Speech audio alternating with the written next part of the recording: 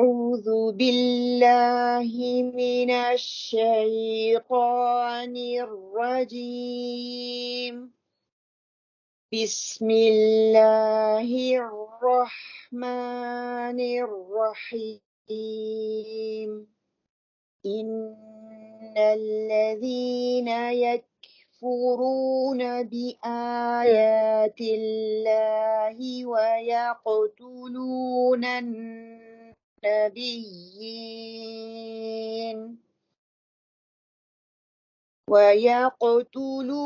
النبيين بغير حق ويقتلون الذين يأمرون بالقسط من الناس فبشرهم بعذاب أليم. أولئك الذين حبطت أعمالهم في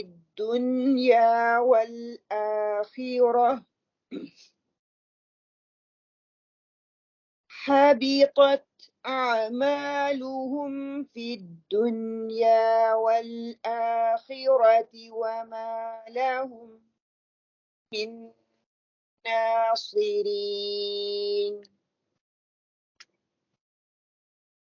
ألم تر إلى الذين أوتوا نصيبا من الكتاب يدعون إلى كتاب ألم تر إلى الذين أوتوا نصيبا من الكتاب يدعون إلى كتاب الله ليحكم بينهم ثم يتولى فريق منهم وهم معرضون. ذلك بأنهم قالوا لا تمسنا النار إلا أياما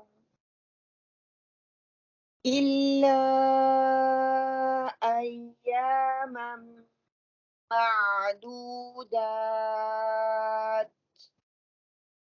وغرهم في دينهم ما كانوا يفترون.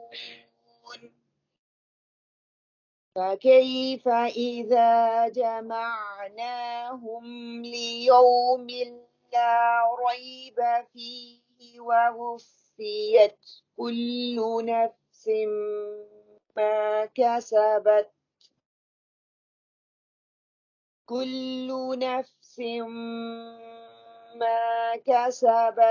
وهم لا يظلمون. قل اللهم مالك الملك تؤتي الملك من تشاء وتنزع الملك ممن تشاء وتنزع الملك ممن تشاء وتعز من تشاء وتذل من تشاء بيدك الخير إنك على كل شيء قدير. تولج الليل في النهار وتولج النهار في الليل وتخرج الحي من الميت وتخرج الميت من الحي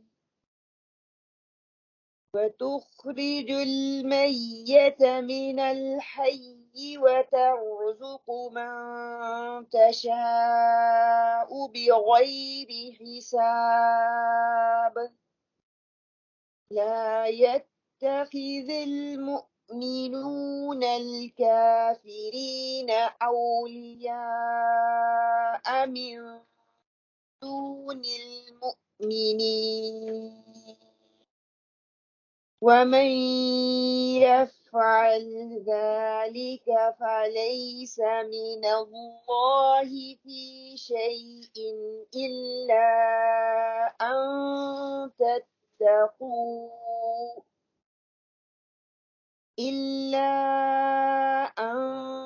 تتقوا منهم تقاه لا يتخذ المؤمنون الكافرين أولياء من دون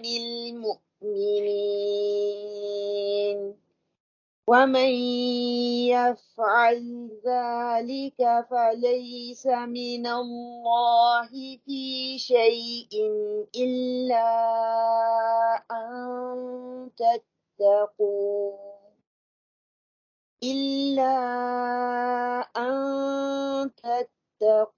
منهم تقاه ويحذركم الله نفسه وإلى الله المصير قل إن تخفوا ما في صدوركم أو تبدوه يعلمه الله ويعلم ما في السماوات وما في الأرض والله على كل شيء قدير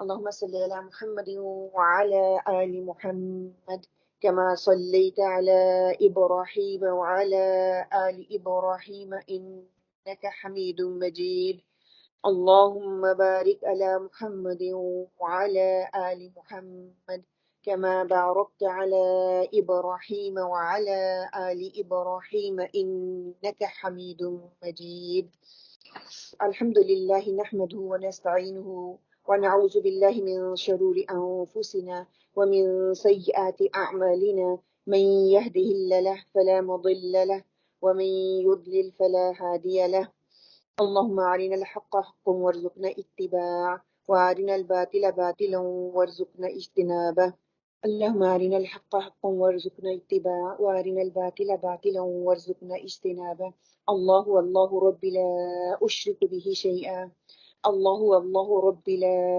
أشرك به شيئا اللهم لا سهل إلا ما جعلته سهلا وأنت تجعل الحزن سهلا إذا شئت وتوكل على العزيز الرحيم الذي يراك حين تقوم وتقلبك في الساجدين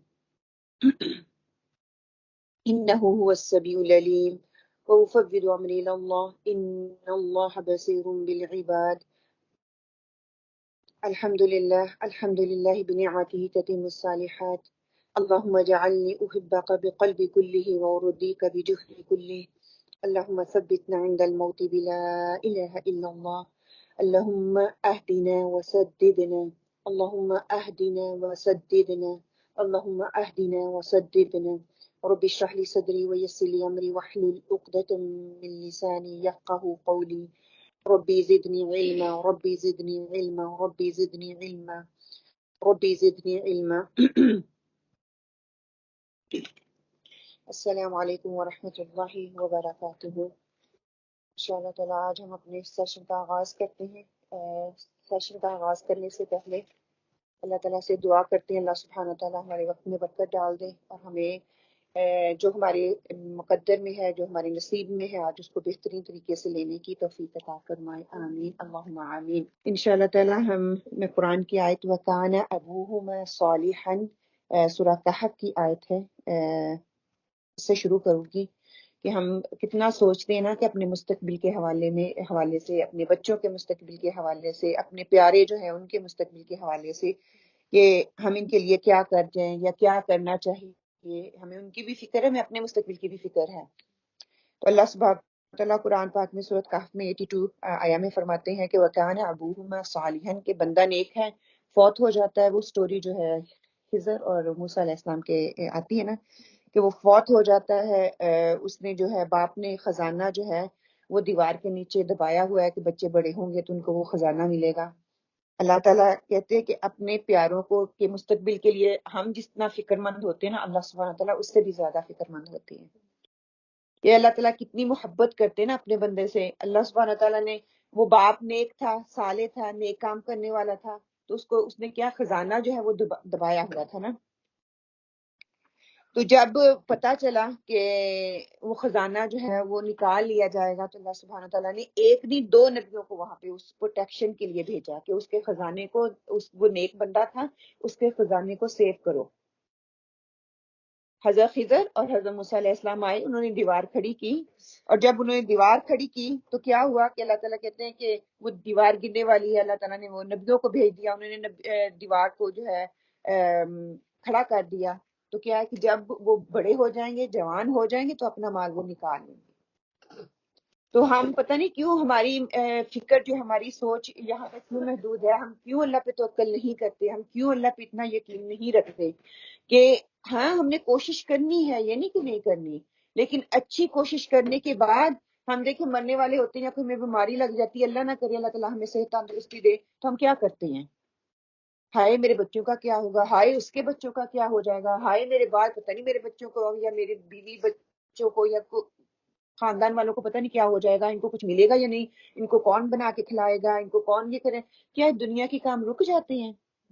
نہیں رکتے نا، دنیا کے کام نہیں رکتے. اور اللہ سبحانہ تعالیٰ نے یہ سسٹم ایسا بنایا ہے کہ یہ رکے گا بھی نہیں. ایک آ رہا ہے، دوسرا جا رہا ہے، ایک آ رہا ہے. جتنے لوگ دنیا میں فوت ہوتے ہیں اس سے زیادہ دنیا میں آ رہے ہیں. یہ اللہ تعالیٰ کا سسٹم بنا ہے. یہ ہماری سوچ چھوٹی ہے، ہم چھوٹا سوچتے ہیں تو کام بھی پھر ویسے ہی ہوتے ہیں. ہم بڑا سوچیں گے، بڑا کام کریں گے تو انشاءاللہ تعالیٰ اللہ سبحانہ تعالیٰ کی ذات جو ہے ہمارے لیے اتنا ہی آسان کر دے گی. اللہ سبحانہ تعالیٰ ہمارے بچوں کے لیے اچھی پلاننگ، ہم دنیا میں رہتے ہوئے اچھی پلاننگ کریں گے نا، تو اللہ سبحانہ تعالیٰ ہماری اس پلاننگ کو، ہماری اس سوچ کو، ہماری اس فکر کو کبھی بھی ضائع نہیں ہونے دیں گے. یہ اللہ کا وعدہ ہے. تو ان کی دنیا کو چھوڑیں، ان کی آخرت کو سنوارنے کی فکر کریں، ان کی آخرت کے لیے جدوجہد کریں، ان کی آخرت کے لیے فیصلے بنائیں. ان کو بھی سمجھائیں کہ یہ دنیا وقتی ہے، تھوڑی ہے، آخرت کے لیے اپنا کچھ کر جائیں گے، ان کے لیے بھی دنیا میں بھی فائدہ ہوگا اور آخرت میں بھی فائدہ ہوگا. اس سے پہلے کہ آگے چلیں، انشاءاللہ تعالیٰ سورہ عمران کی ہم نے پچھلے کل بھی یہی پڑھا کہ حقیقی جو مقصد ہے توحید کو پہچاننا ہے. ہمارا میسج یہی ہے کہ توحید، پھر ہم حی علی الفلاح کے لیے آؤ کامیابی کی طرف. 3 ہماری تھیم ہے، مین تھیم جو ہے ان کو کور کریں گے، توحید، نبوت اور آخرت. اور اب جو ہے ہم ریکیپ تھوڑا سا کر لیں جو ہم نے کل سیکھا تھا. ہم نے کیا سیکھا تھا؟ ایک تو ہم نے دعا سیکھی تھی، کس کس نے دعا کو یاد کیا، کوشش کی؟ ہاں کیا ہے، دوبارہ پڑھیں آنٹی جی.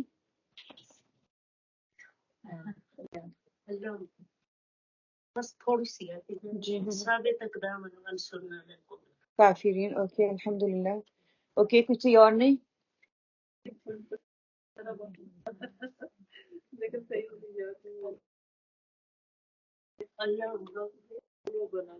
اوکے، اس کا مطلب آپ لوگوں نے ہوم ورک کیا نہیں. دیکھی آپ کو یہ سہولیات جو ہے نا وہ فری میں مل رہی ہیں. نہیں، میں نے کہا کہ سورۃ عمران پڑھی تھی لیکن میں پیچھے سے اچھا پڑھ لینا کافی نہیں ہے نا، پڑھ لینا کافی نہیں ہے. میں نے آپ کو ٹاسک دی تھی، دیکھیے آپ لوگوں نے کہیں فیس دی ہوئی ہوتی، آپ لوگوں کا ٹیسٹ ہوتا، آپ کو سرٹیفکیٹ ملنا ہوتا نا، تو یہ کبھی بھی نہ ہوتا کہ آپ لوگ اپنی تیاری کر کے نہ آتے. یہ آپ لوگوں کے اپنے فائدے کے لیے، میرے لیے نہیں ہے. کہ دعا یاد ہو جائے گی تو آپ اپنی دعاؤں میں ایک ایکسٹرا دعا کو ایڈ کر لو گے، اس کے لیے کوشش تو کرنی ہے نا.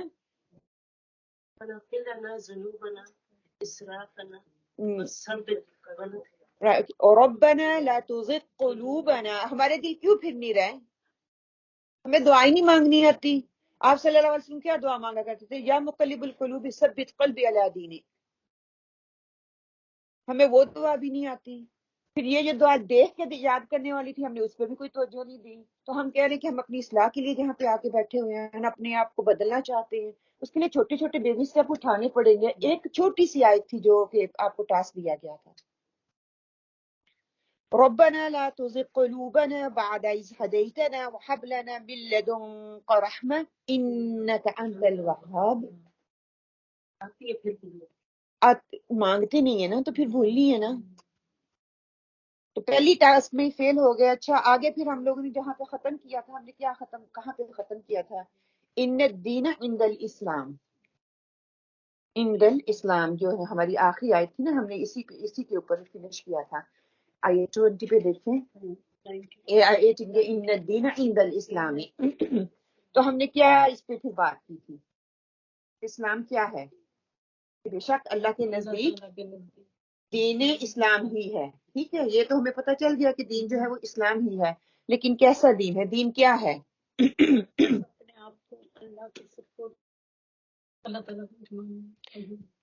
اپنے آپ کو اللہ کے سپرد کر دینا. ٹھیک ہے، اوکے. اللہ کو ایک ماننا، اوکے. اس کی بندگی کرنا، اللہ کی عبادت کرنا. ٹھیک ہے. اچھا آپ کو یہ لگتا ہے کہ دین یہ ہے؟ دین دیکھیں، زندگی گزارنے کے دو ہی طریقے ہیں، ایک طرز عبادت، ایک طرز زندگی. کیا کہ زندگی گزارنے کا ایک طریقہ کیا، زندگی ہم کیسے گزار رہے ہیں، ہم اللہ کی عبادت کیسے کر رہی ہیں. ٹھیک ہے، یہ دو ہی طریقے جو اللہ تعالیٰ نے ہمیں سکھا دیے، طرز عبادت اور طرز زندگی. اگر ہم چھوٹا سا اس کا موازنہ کر لیں، عبادت کرنے کا طریقہ کیا ہے کہ کسی بھی ریلیجن کی عبادت کو اگر ہم ٹیلی کر لیں، تھوڑا سا دیکھ لیں، تو کیا طریقہ ہمارے سامنے آتا ہے؟ ہم اپنے آپ کا تجزیہ کر لیں، ہم مسلمان ہیں، ہم اللہ کی عبادت کرتے ہیں، تو کیا کرتے ہیں ہم؟ نماز، روزہ، حج، زکوٰۃ، یہ ساری ریچول جو ہمارے اوپر فرض ہیں ہم وہ کرتے ہیں. ٹھیک ہے، کوئی اور مذہب کے لوگ کرتے ہیں؟ نہیں کرتے. ان کے ڈفرینٹ میتھڈ ہے. اوکے، ہندوؤں کا کیا طریقہ عبادت ہے؟ ہندو کیا کرتے ہیں؟ وہ اسٹیچوز کو کرتے ہیں، بتوں کی پوجا کرتے ہیں، کچھ آگ کی پوجا کرتے ہیں، ان کا اپنا طریقہ ہے. عیسائی یعنی کہ نصارہ کا طریقہ کیا ہے، کیا کرتے ہیں؟ سنڈے چرچ کو جاتے ہیں. ہاں، اور دوسرا مانتے ہیں. ٹھیک ہے. ہاں، علیہ السلام کو وہ مانتے ہیں. ٹھیک ہے، ہم اس بات کو نہیں مانتے الحمدللہ. اچھا اگر دیکھا جائے یہود جو ہے وہ ان کی کیا عبادت ہے؟ جو ہاں وہ کیا کرتے ہیں؟ ہاں ہاں ہاں ہاں پہن کے کس دن جاتے ہیں؟ ہاں ہاں ہاں، مطلب ہر ایک کا ایک اپنا طریقہ ہے عبادت کا. اچھا ہمارا طریقہ ان سے مختلف ہے؟ جی ہمارا طریقہ ان سے مختلف ہے. اگر ہمیں کہا جائے کہ ہم ان کی عبادات کے طریقے کو اپنا لیں تو اپنائیں گے؟ نہیں اپنائیں گے. کیوں نہیں اپنائیں گے؟ ہم ان کے جیسے ہو جائیں گے. ٹھیک ہے ٹھیک ہے، ہم ان کے جیسے ہو جائیں گے.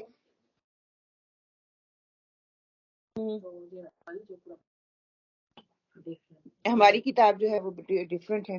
اوکے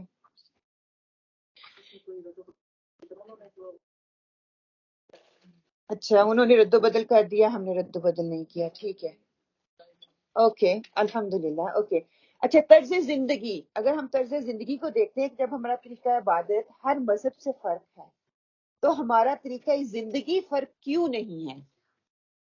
ہمارا طرز عبادت کا طریقہ فرق ہے، ہمارا زندگی کو لیو کرنے کا طریقہ دوسروں سے فرق کیوں نہیں ہے؟ ہماری عبادت کا وہ لیول نہیں ہے. ٹھیک ہے. جو اللہ کو نہیں مانتے ان کا طرز زندگی ہم اپنائے ہوئے ہیں.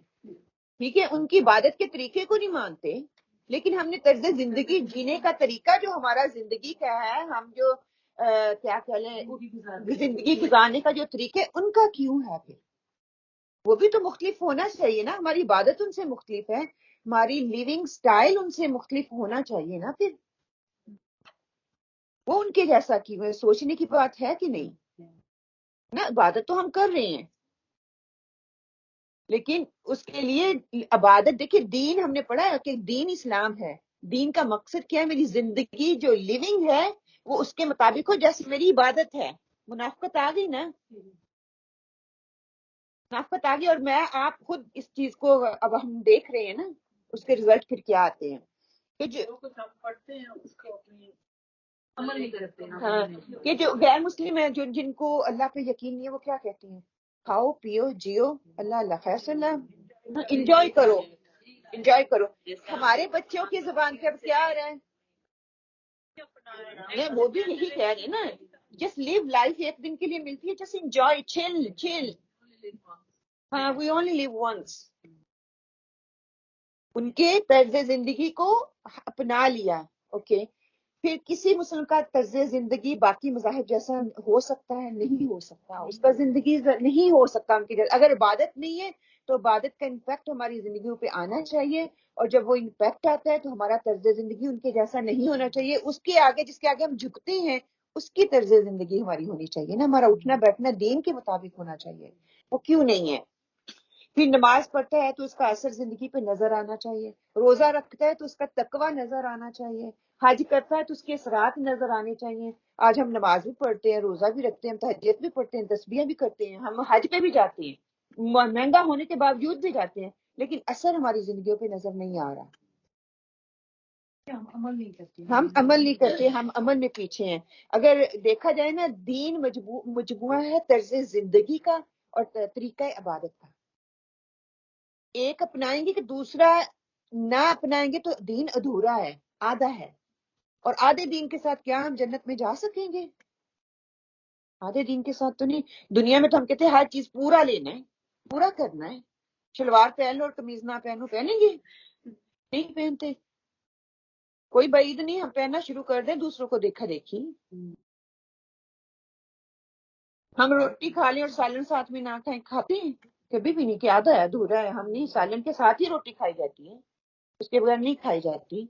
और जन्नत में हम कहते हैं कि हम आधा काम कर लें और आधे के बगैर अल्लाह गफूर रहीम है। देखिए, अकीदा से हमने क्या पढ़ा, पहले अकीदा पढ़ा था ना।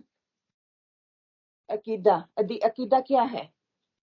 बिलीव, हमारा बिलीव है। जब हमने वो बिलीव का तरीका सीख लिया, हमने वो सीख लिया कि अल्लाह सुब्हानहू तआला को मानेंगे, तो उसका फिर जिंदगी पे इम्पैक्ट तो जरूर दिखना चाहिए ना, आना चाहिए। लेकिन अनफॉर्चुनेटली हमारी जिंदगी पे वो इम्पैक्ट नहीं आ रहा। चलिए, लोग क्या कहेंगे, पीयर प्रेशर है ना। कौन सी चीज हमें रोकती है? Peer pressure. मुझे भी रोकता है, आपको भी रोकता है, हमारे बच्चों को भी रोकता है, क्योंकि वो दीन अंदर ठुका नहीं है ना।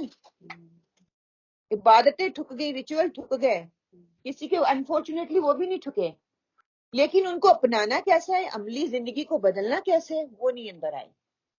वो पीयर प्रेशर की वजह से ना। बच्चों को कहें कि ऐसा लिबास नहीं पहना, तो आगे से हमें क्या जवाब देते हैं कि लुक ऑड, आप पहनूंगी तो look odd, everyone they know wearing.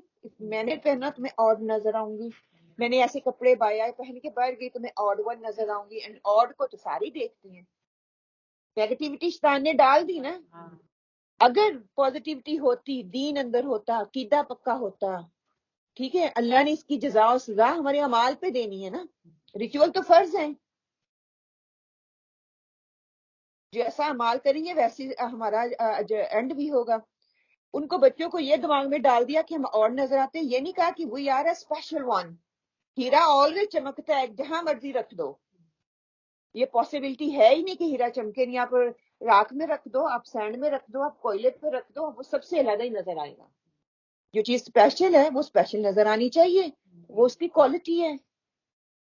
लेकिन हम के नेगेटिविटी शैतान ने अंदर डाली कि नहीं, you odd one and everyone look at you. जब आप इस तरह से लिबास पहन के बाहर जाते हो तो then you know odd one, what you think people don't look at you, they do. तो ये फर्क आता है कि दीन को समझना है। दीन है क्या? दीन जिंदगी गुजारने का तरीका है।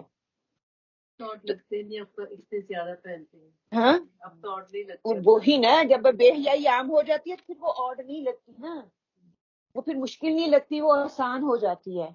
और दीन की बात पर चलना तो ऑलवेज मुश्किल होगा। हम उस तरह के माशरे में रह रहे हैं, हर तरफ बेहयाई फहाशी न उरियानी फैल रही है, तो हम कह रहे हैं कि हम अपने आप को कवर करके बाहर निकले, तो ये बहुत हौसले की बात है। मैंने तो बड़ों बड़ों को देखा है कि जहाँ पे आम हालात में वो नकाब में होती है, जब इस तरह के हालात होते हैं तो वो भी ऊपर खो कर देती हैं, खोल देती हैं।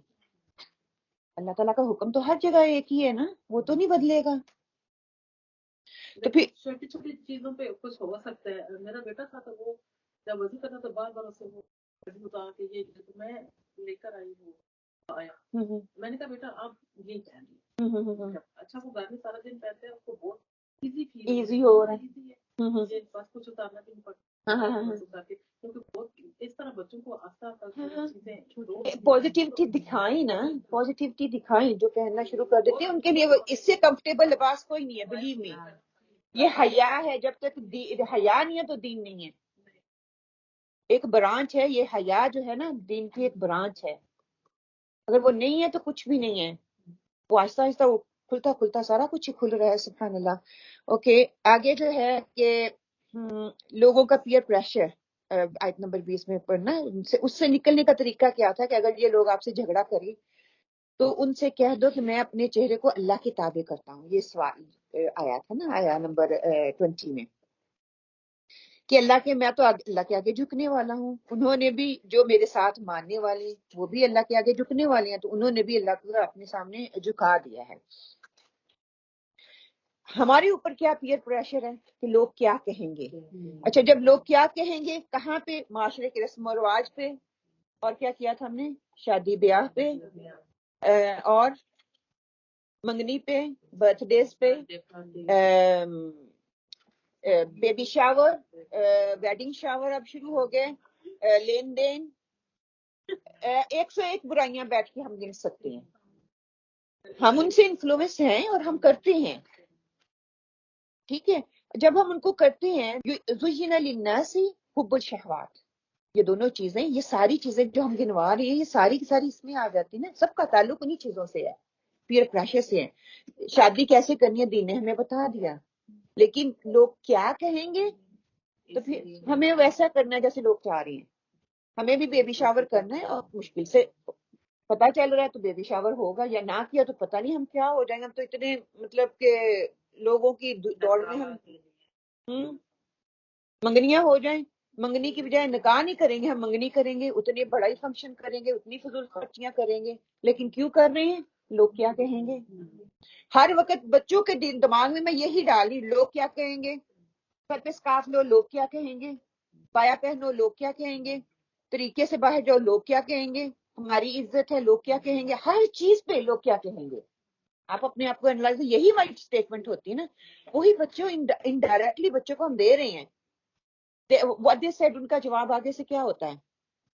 بچوں کو جب کہتے ہیں لوگ کیا کہیں گے, تو وہ کیا کہتے ہیں, we don't care, we don't bother, why you so much care about people. ہمیں ہماری سوسائٹی میں رہنے دیں. آپ لوگوں کو لوگوں کی فکر ہے, اپنی عزت کی فکر ہے, ہمیں ان کی فکر ہے. وہ ہمیں کیا کریں گے جو ہمارے ارد گرد بیٹھے ہیں, کھیل رہے ہیں, جن کے ساتھ ہم اٹھ بیٹھ رہے ہیں, ان کو ان کی فکر ہے. تو یہ ساری چیزیں جو ہیں نا, ہمارا سبحان اللہ یہ پیئر پریشر کی وجہ سے مہنگے کپڑے, مہنگے برتن, مہنگے جوتے, مہنگے ڈائننگ سیٹس, مہنگے ٹیبلز, مہنگی سیٹی. لوگ آئیں گے تو کہیں گے واہ جی واہ. میں کسی محفل میں جاؤں تو لوگ کہیں واہ جی واہ کیا انٹری ہوئی, اس کے جیسے تو کپڑے دیکھے ہی نہیں. اور ہوتا ہے, یہ عورتوں میں یہ چیز ہے. میں کسی کا اچھا بایا دیکھ لوں گی, فوراً سے پوچھیں کہاں سے لیا. پہلی بات, بہت اچھی لگ رہی ہو, اسی لیے تو وہ پہن کے آئی تھی. میں اچھی لگوں, لوگ میری تعریف کریں, میں لوگوں کی اٹینشن کو اپنی طرف گراب کروں. اچھا وہ ہو گیا, اب اس کو اور تقویت ملتی ہے. ٹھیک ہے, انڈائریکٹلی ہم اس کو وہ چیز دے رہے ہیں, آپ کا لباس بہت اچھا ہے, کہاں سے لیا. ایک کے بعد دوسری سٹمپ لگاتے ہیں. تو پھر اگلے دن جب وہ کسی اور محفل میں جائے گی, اس سے بھی بن ٹھن کے جائے گی کہ واقعی میں لوگوں کی اٹینشن کو گرب کرتی ہوں. ٹھیک ہے, یہ جو چیز آہستہ آہستہ آتی ہے. اگر میرے اندر نماز, روزہ, حج, زکوٰۃ ہے, تو میرے عمل پہ امپیکٹ کیوں نہیں ڈل رہا؟ کیوں نہیں یہ چیزیں چینج ہو رہی ہے؟ اللہ تعالیٰ یہ نہیں کہہ رہے کہ نہ پہنو, کہہ رہے ہیں کہ پہنو, لیکن اس کا طریقہ ہونا چاہیے نا. وہ آپ کے ہر چیز میں جھلکے. حیا دیکھیں, صرف بایا پہن لینا حیا نہیں ہے. اٹھنا, بیٹھنا, بولنا, چلنا, پھرنا. بڑوں کو شاید یاد ہو, کہتے طریقے سے بیٹھو, بڑے بیٹھے ہوئے آگے. آج کے بچوں کو کہے وہ سیٹی پہ ٹانگ ایک ادھر ایک ادھر, بیٹا ڈیڈی آ گئے, سو واٹ از ڈیڈی, دادا ابو آ گئے, سو واٹ. ہاں ہاں, ہم ہوتے تھے کہ بڑے آ جاتے, عزت احترام ہم کھڑے ہو جاتے تھے. وہ کتنے سو daddy, sit with me, next to me. ہے نا؟ ہم یہ ساری چیزیں دیکھ رہے ہیں، کہاں سے آ رہی ہیں یہ ساری چیزیں؟ ہاں، ہمارا ایمان مضبوط نہیں ہے، ہمارا عقیدہ مضبوط نہیں ہے. ہم کہتے ہیں ہم مسلمان ہیں. مسلمان ہونے کا مقصد صرف یہ نہیں کہ مسلمان کہہ دینا، لا الہ الا اللہ کہہ دینا. اس کی شروط پڑی تھی ہم نے، ان پہ جب تک ہم پورے نہیں اتریں گے تو ہمارا یہ عمل جو ہے تب تک اس پائیداری پہ نہیں آئے گا. ہماری جڑیں تب تک مضبوط نہیں ہوں گی. ہمارے بچوں کے عمل ہمارے عمل نہیں بدلیں گے. اچھا، آپ کا جواب کیا ہونا چاہیے تھا جب لوگ آپ کو کہتے ہیں ہائے آپ تو کلاسز میں جانا شروع ہو گئے، آپ بدلنا شروع ہو گیا الحمدللہ، اینڈ آپ کے بچے بدلنا شروع ہو گیا، آپ کے گھر کا ماحول بدلنا شروع ہو گیا. ہمارے لیے یہی کافی ہے کہ ہم مسجد میں گئے، ہمارا قرآن کے ساتھ تعلق ہے، لوگوں کو اس تبدیلی کا پتہ چلے. ٹھیک ہے، جب آپ کو پتہ چلتا ہے تو آپ کے لیے آسانی ہوگی؟ نہیں، مشکل ہوگی. ٹھیک ہے، اس مشکل میں آپ کا جواب کیا ہونا چاہیے؟ اب آپ بتائیں مجھے کہ آپ کا کیا جواب ہونا چاہیے جب آپ بدل رہے ہیں، آپ کے اندر تبدیلی آ رہی ہے، بچوں کو تبدیل کر رہے ہو، الحمدللہ. آپ کا جواب کیا ہونا چاہیے؟ نہیں، صبر تو آئے گا، وہ تو اس کے رزلٹ میں. ہمیں جواب قرآن نے ہم نے کل پڑھا تھا. ہاں، انہوں نے کیا کہا تھا؟ اگر یہ لوگ آپ سے جھگڑا کریں تو ان سے کہہ دو میں نے اپنے چہرے کو اللہ کے تابع کر دیا ہے. فَقُلْ أَسْلَمْتُ وَجْهِيَ لِلَّذِي، یہ میرا جواب ہونا چاہیے. میں نے بحثوں میں نہیں پڑھنا، کسی کو اچھا لگے یا نہ لگے، تو میں نے اپنے آپ کو اللہ کے سپرد کر دیا ہے. میرا چہرہ بس اللہ کے لیے، میرا اٹھنا بیٹھنا اللہ کے لیے، میرے بچوں کی تربیت اللہ کے لیے، میرا کھانا پینا اللہ کے لیے، میرا لباس اللہ کے لیے. آپ نے جو سوچنا ہے سوچو. I don't care what you're thinking about me. We shouldn't bother about them. دنیا میں تو آپ کو تنگ کر لیں لیکن آخرت میں وہ ساتھ نہیں جائیں گے. ساتھ ہوں گے ہمارے؟ نہیں. تو کیوں نہ پھر ہم بھی اپنے آپ کو اللہ کے سپرد کریں. تو اپنے آپ کو جو ہے ابھی سے ارادہ کریں، اپنا تہیہ کریں. انشاءاللہ ہم بھی اپنے آپ کو اللہ کے سپرد کرتے ہیں. یہ مشکلیں پریشانیاں آئیں گی، یہ معاشرے کا پیئر پریشر ہمارے پہ آئے گا، ہمارے بچوں پہ بھی آئے گا. اللہ تعالیٰ ان کی بھی حفاظت کرے، ہماری بھی حفاظت کرے. دو ٹوک تبلیغ کا طریقہ بتا دیا. آپ نے یہ سوچنا سوچو، میں نے تو اپنے آپ کو اللہ کے تابع کر دیا، میرا طریقہ یہی رہے گا. اچھا، جب ہم مانتے ہیں نا، دل میں تڑپ ہوگی، دل میں درد ہوگا، لیکن اس درد کے ساتھ جب ہم سمجھائیں گے تو فرق پڑے گا. کئی دفعہ ہمارے دل میں درد بھی ہوتا ہے، ہمارے دل میں تڑپ بھی ہوتی ہے، اس کے باوجود کوئی نہیں ہماری بات کو مانتا. آپ دیکھیں نا، بار بار آپ کو کئی لوگوں کو دعوت دیں، آپ کہتے ہیں نہیں سنتے، پھر وہ ہم سے دور جانا کترانا شروع کر دیتے ہیں. پھر اگلے ہی لفظ پہ کہہ دیا گیا آپ کا کام تھا بلغ، پہنچا دینا. آپ نے پہنچا دیا، اپنے حجت تمام کر دی. اچھا، حجت تمام کر دینے کے بعد پھر ہم کیا کرتے ہیں؟ کبھی کبھار پارٹی وغیرہ کرتے ہیں تو ان کو بلا لیتے ہیں، چلیے کسی بہانے آئیں تو سی، دیکھیں تو سی ہم مسجد میں کیا کر رہے ہیں. اچھا، وہ بچی، وہ لڑکی، وہ عورت جب آ جاتی ہے ہمسائی میری اپنی کوئی جاننے والی، تو ہم اس کو کیا کہتے ہیں؟ آج دیکھا پارٹی تھی نا تو آ گئی. ہم یہی کہتے ہیں نا، پارٹی کھانا تھا تو آ گئی، ویسے کلاس میں تو آتی نہیں. کیا یہ بنتا ہے ہمارا؟ کیوں؟ یہ ڈسکریج کرتا ہے. وہ ایک دفعہ سن لے گی انڈائریکٹلی، شاید آپ اس کو ڈائریکٹلی نہیں کہہ رہے. آپ آئیں اور میرے پاس آ کے کہیں باجی دیکھا آج وہ آگے نارملی کلاس میں نہیں آتی، اس کو سن گیا، وہ نیکسٹ ٹائم کبھی بھی ہماری کلاس میں نہیں آئے گی. کیوں؟ ہم نے ایک تو ڈسکریج کر دیا، دوسرا کہ میں بھی واقعی رائٹ میں کلاس میں نہیں جاتی تو میں کھانے پہ بھی نہیں جاؤں گی. پارٹی کا مقصد کیا ہوتا ہے؟ کہ دوسروں کو انوائٹ کیا جائے، دوسروں کو بلایا جائے کہ آپ آئیں، آ کے دیکھیں کہ کیا ہے نا. دیکھیں، ہمیں کوئی بلاتا ہے کہ کوئی انویٹیشن پہ تو ہم کیا کرتے ہیں؟ خوشی خوشی جاتے ہیں. اگر نہ جائیں تو کیا ہوتا ہے؟ کسی کوئی ہمیں اپنی دعوت پہ بلائے، نہ جائیں تو کیا ہوتا ہے؟ دوسرے کا دل دکھتا ہے. تو یہ انڈائریکٹ طریقہ ہے. ہم اپنے دوسروں کے ساتھ ہم بہت کوشش کرتے ہیں کہ ہم کہتے ہیں اچھا میں بڑی بے تکلف ہوں اس بندے سے، لیکن بے تکلفی میں بھی کبھی ایسی بات نہ کریں جو کہ بندے کو کہتے ہیں نا آپ کے عمل سے بندہ دور نہ ہو جائے دین سے. اگر وہ دین سے دور ہوتا ہے تو کیا ہے؟ آپ اس کا سبب بنتے ہیں. تو دوسری طرف میں اس کو دعوت دے رہی ہوں، ایک طرف میں اس کو ڈسہارٹ کر دیا ہے اور اب وہ مسجد میں نہیں آئے گی. بلکہ وہ اس کو میں کہوں کوئی بات نہیں، یہ بھی ایک طریقہ ہے، آپ آئیں بہنوں سے ملیں. کئیوں کا دیکھیں وہ سٹریس فری ہوتی ہیں، ان کو اچھا لگتا ہے، وہ ایک دفعہ آئی، دو دفعہ آئی، چلو آتی تو ہے نا، اس بہانے ہماری محفل میں آ کے بیٹھتی تو ہے نا. وہ کسی بھی معیار سے، وہ کسی بھی طریقے سے آئیں. ہم سب کو اپنا ایک معیار رکھ لیں کہ لوگ ہماری زبان سے اور ہمارے ہاتھ سے محفوظ رہیں. یہ نہ ہو کہ ہماری زبان سے غصے کی وجہ سے ہم یا ایک دفعہ دل میں پڑ جاتا ہے اس نے تو سننا ہی نہیں ہے. بچوں کو بھی یہی کہتے ہیں یہ تو سنتا ہی نہیں ہے، یا تھوڑا سی مجھے سمجھ آ گئی میاں کو بھی یہ کہتے سنتا ہی نہیں ہے. نہیں، میری زبان سے اگر میرے اندر دین آنا شروع ہو گیا نا، مجھے قرآن کی سمجھ آنا شروع ہو گئی ہے، میں نے اپنی نماز روزے حج کا سے تھوڑا سا اٹھ کے میں نے اب دین کا طریقہ سیکھنا شروع کر دیا. میری زبان اور ہاتھ سے دوسرے محفوظ رہیں، ان کو کوئی تکلیف نہ ہو. بہت کانشیس رہنے کی ضرورت ہے.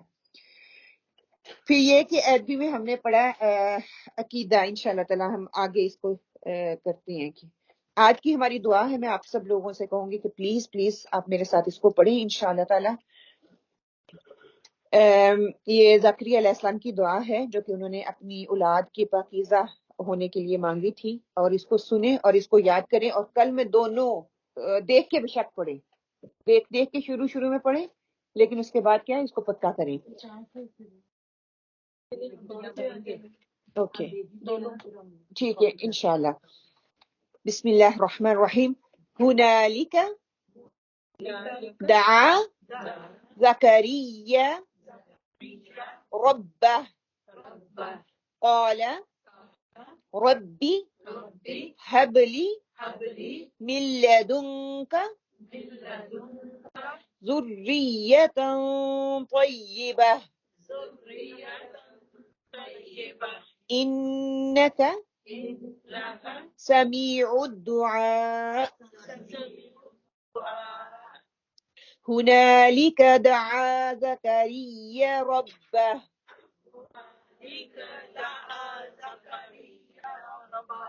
قال رب هب لي من لدنك ذرية طيبة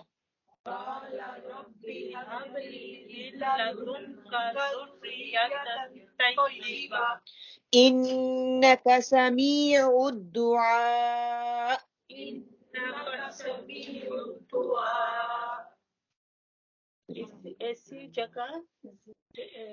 اسی جگہ زکریا علیہ السلام نے اپنے رب سے دعا کی، کہا اے میرے پروردگار مجھے اپنے پاس سے پاکیزہ اولاد عطا فرما، بے شک تو دعا کا سننے والا ہے. یا جن کو بچے نہیں ہو رہے یا جو اسپیکٹی ہیں وہ ان کے لیے دعا ہے کہ وہ یہ دعا پڑھے. انشاءاللہ سورہ حضرت مریم کا ذکر آئے گا تو وہاں سے یہ لی گئی ہے، آیت نمبر 38 ہے یہ نا سورہ آل عمران. تو وہاں پہ انشاءاللہ تعالیٰ اس کے بارے میں بات کریں گے انشاءاللہ تعالیٰ. آج کے سیشن کے حوالے سے اہم نکات اس سیشن میں جو ہم کور کریں گے اس میں کیا ہے، توحید کو جاننے کے بعد جب سوچ بدلتی ہے تو اس کی تبدیلی دکھنی چاہیے. وہ تبدیلی کیسی تبدیلی ہوتی ہے، اللہ پر توکل سے مومن کو کیا فائدہ حاصل ہوتا ہے، بس سوچ کے فائدے کیا ہیں، اور پھر رسول صلی اللہ علیہ وسلم کا مقام اس کو جاننے کی کوشش کریں گے. اور توحید اور کفر کے خلاف جنگ، تو مومن اور کافر کو کیسے درست بنایا جا سکتا ہے نا. اگر توحید ہے، توحید اور کفر کے خلاف جنگ ہے، تو پھر جو مومن ہے وہ کافر کو دوست کیسے بنا سکتا ہے، اس پہ انشاءاللہ تعالی ہم بات کریں گے. اہل کتاب کے حوالے سے ہماری آیات کا آغاز ہو رہا ہے کہ اللہ سبحانہ وتعالیٰ جو ہے وہاں پہ یہ بات کر رہے ہیں کہ اہل کتاب کا کیا رویہ تھا. اب ہم نے اپنے اوپر دیکھنا ہے کہ ان کے رویے سے ہمارے رویے تو نہیں ملتے ہیں انشاءاللہ. ان الذين يكفرون بآيات الله ويقتلون النبيين بغير حق ويقتلون الذين يأمرون بالقسط من الناس فبشرهم بعذاب علیم. جو لوگ اللہ تعالیٰ کی آیتوں سے کفر کرتے ہیں اور ناحق نبیوں کو قتل کر ڈالتے ہیں، اور جو لوگ عدل و انصاف کی بات کہیں انہیں بھی قتل کر ڈالتے ہیں، تو اے نبی صلی اللہ علیہ وآلہ وسلم انہیں دردناک عذاب کی خبر دے دیجئے. کیا ہے کہ ان کو خبر دے دیں دردناک عذاب کی جو کہ ان کو دیا جائے گا. اچھا، عقیدہ جو ہے عقل کو چینج کرنے کے لیے آتا ہے نا. اولئک الذین حبطت اعمالهم فی الدنیا والآخرہ وما لهم من ناصرین. ان کے اعمال دنیا اور آخرت میں غارت ہیں اور ان کا کوئی مددگار نہیں ہے. کہ اللہ تعالیٰ نے کی آیات آئیں، انہوں نے آیات کا کفر کیا، انہوں نے نبیوں کو ناحق قتل کر دیا، اور عدل و انصاف کی جو بات کرتے تھے ان کو بھی انہوں نے قتل کر دیا. قتل کرنے کا کیا، اللہ تعالیٰ کہتے ہیں ان کو خوشخبری سنا دو دردناک عذاب، ان کو عذاب جو ہے وہ مل کر رہے گا. پھر ان کے اعمال جو ہے دنیا اور آخرت میں غارت ہوگا. یہ دونوں چیزیں جو ہیں جو اللہ کی آیات کو جھٹلاتا ہے وہ ہیں. کہ پہلے اہل کتاب کا جرم یہاں پہ بتا دیا گیا، اللہ کی آیات کا انہوں نے انکار کیا، ان کو مانا نہیں. کیا ہم اللہ کی آیات کا انکار کرتے ہیں؟ ہاں ہم بھی یہ وہی کرتے ہیں، وہ اہل کتاب اس وقت کر رہے تھے، آج میں اور آپ بھی کر رہے ہیں۔ جب نہیں پتا تو نہیں پتا، اس کی نہیں پوچھ، لیکن نہیں پتا ہے تو پھر دین کا علم لینا چاہیے نا، اس کا پتہ کرنا چاہیے۔ دنیا کے علم میں کہیں پیچھے رہ جاتے تو کتنی کوشش ہم کرتے ہیں کہ ہم اس سٹینڈرڈ پہ آ جائیں، اس لیول پہ آ جائیں، لیکن جب دین کی بات ہوتی ہے ہم کہتے ہیں it's okay, let it go, جیسا ہو رہا ہے چلنے دو۔ نہیں، ہم پھر انہی کی پیروی کر رہے ہیں۔ نبیوں کا ناحق قتل، اب نبی تو نہیں آئیں گے، ٹھیک ہے، آج کل کس کا ناحق قتل کیا جاتا ہے؟ حق بات کہنے والوں کو نہیں سنا جاتا، ٹھیک ہے، ان کو وہ حکومت کے لیول پہ ہو، وہ لوکل لیول پہ ہو، کوئی سچی بات کر کے دکھائے سی، اس کے رزلٹ آپ کو نظر آ جاتے ہیں، کیا ہوتا ہے، اس کو مار دیا جاتا ہے، اس کو حق کہنے کی سزا دی جاتی ہے نا، ایئرپورٹ پہ اس کے لیے پابندیاں لگا دی جاتی ہیں، ایک کنٹری سے دوسری کنٹری میں نہیں وہ جا سکتا، ٹھیک ہے، لوکل لیول پہ اپنے گھر میں دیکھ لیں، سچ کسی کو بتا کے دیکھیے صحیح کیا ہوتا ہے، ناراضگیاں، دشمنیاں، حسد، تکبر کی وجہ سے وہ بھی نہیں نا مانتے، کیا کہ دیکھیں یہ طریقہ غلط ہے، یہ دین میں ایسا نہیں ہے، تو نے کون سا دین ایجاد کر لیا، ہم تو صدیوں سے یہی کرتے آ رہے ہیں۔ ہاں، کوئی بھی رسم و رواج لگا لیں، ہمیں ہمت نہیں پڑتی، دل ہمارے اندر سے کانپ رہے ہوتے ہیں، انہوں نے تو کہہ دینا کہ سعدیہ پتہ نہیں کیا بتانے لگ گئی ہے،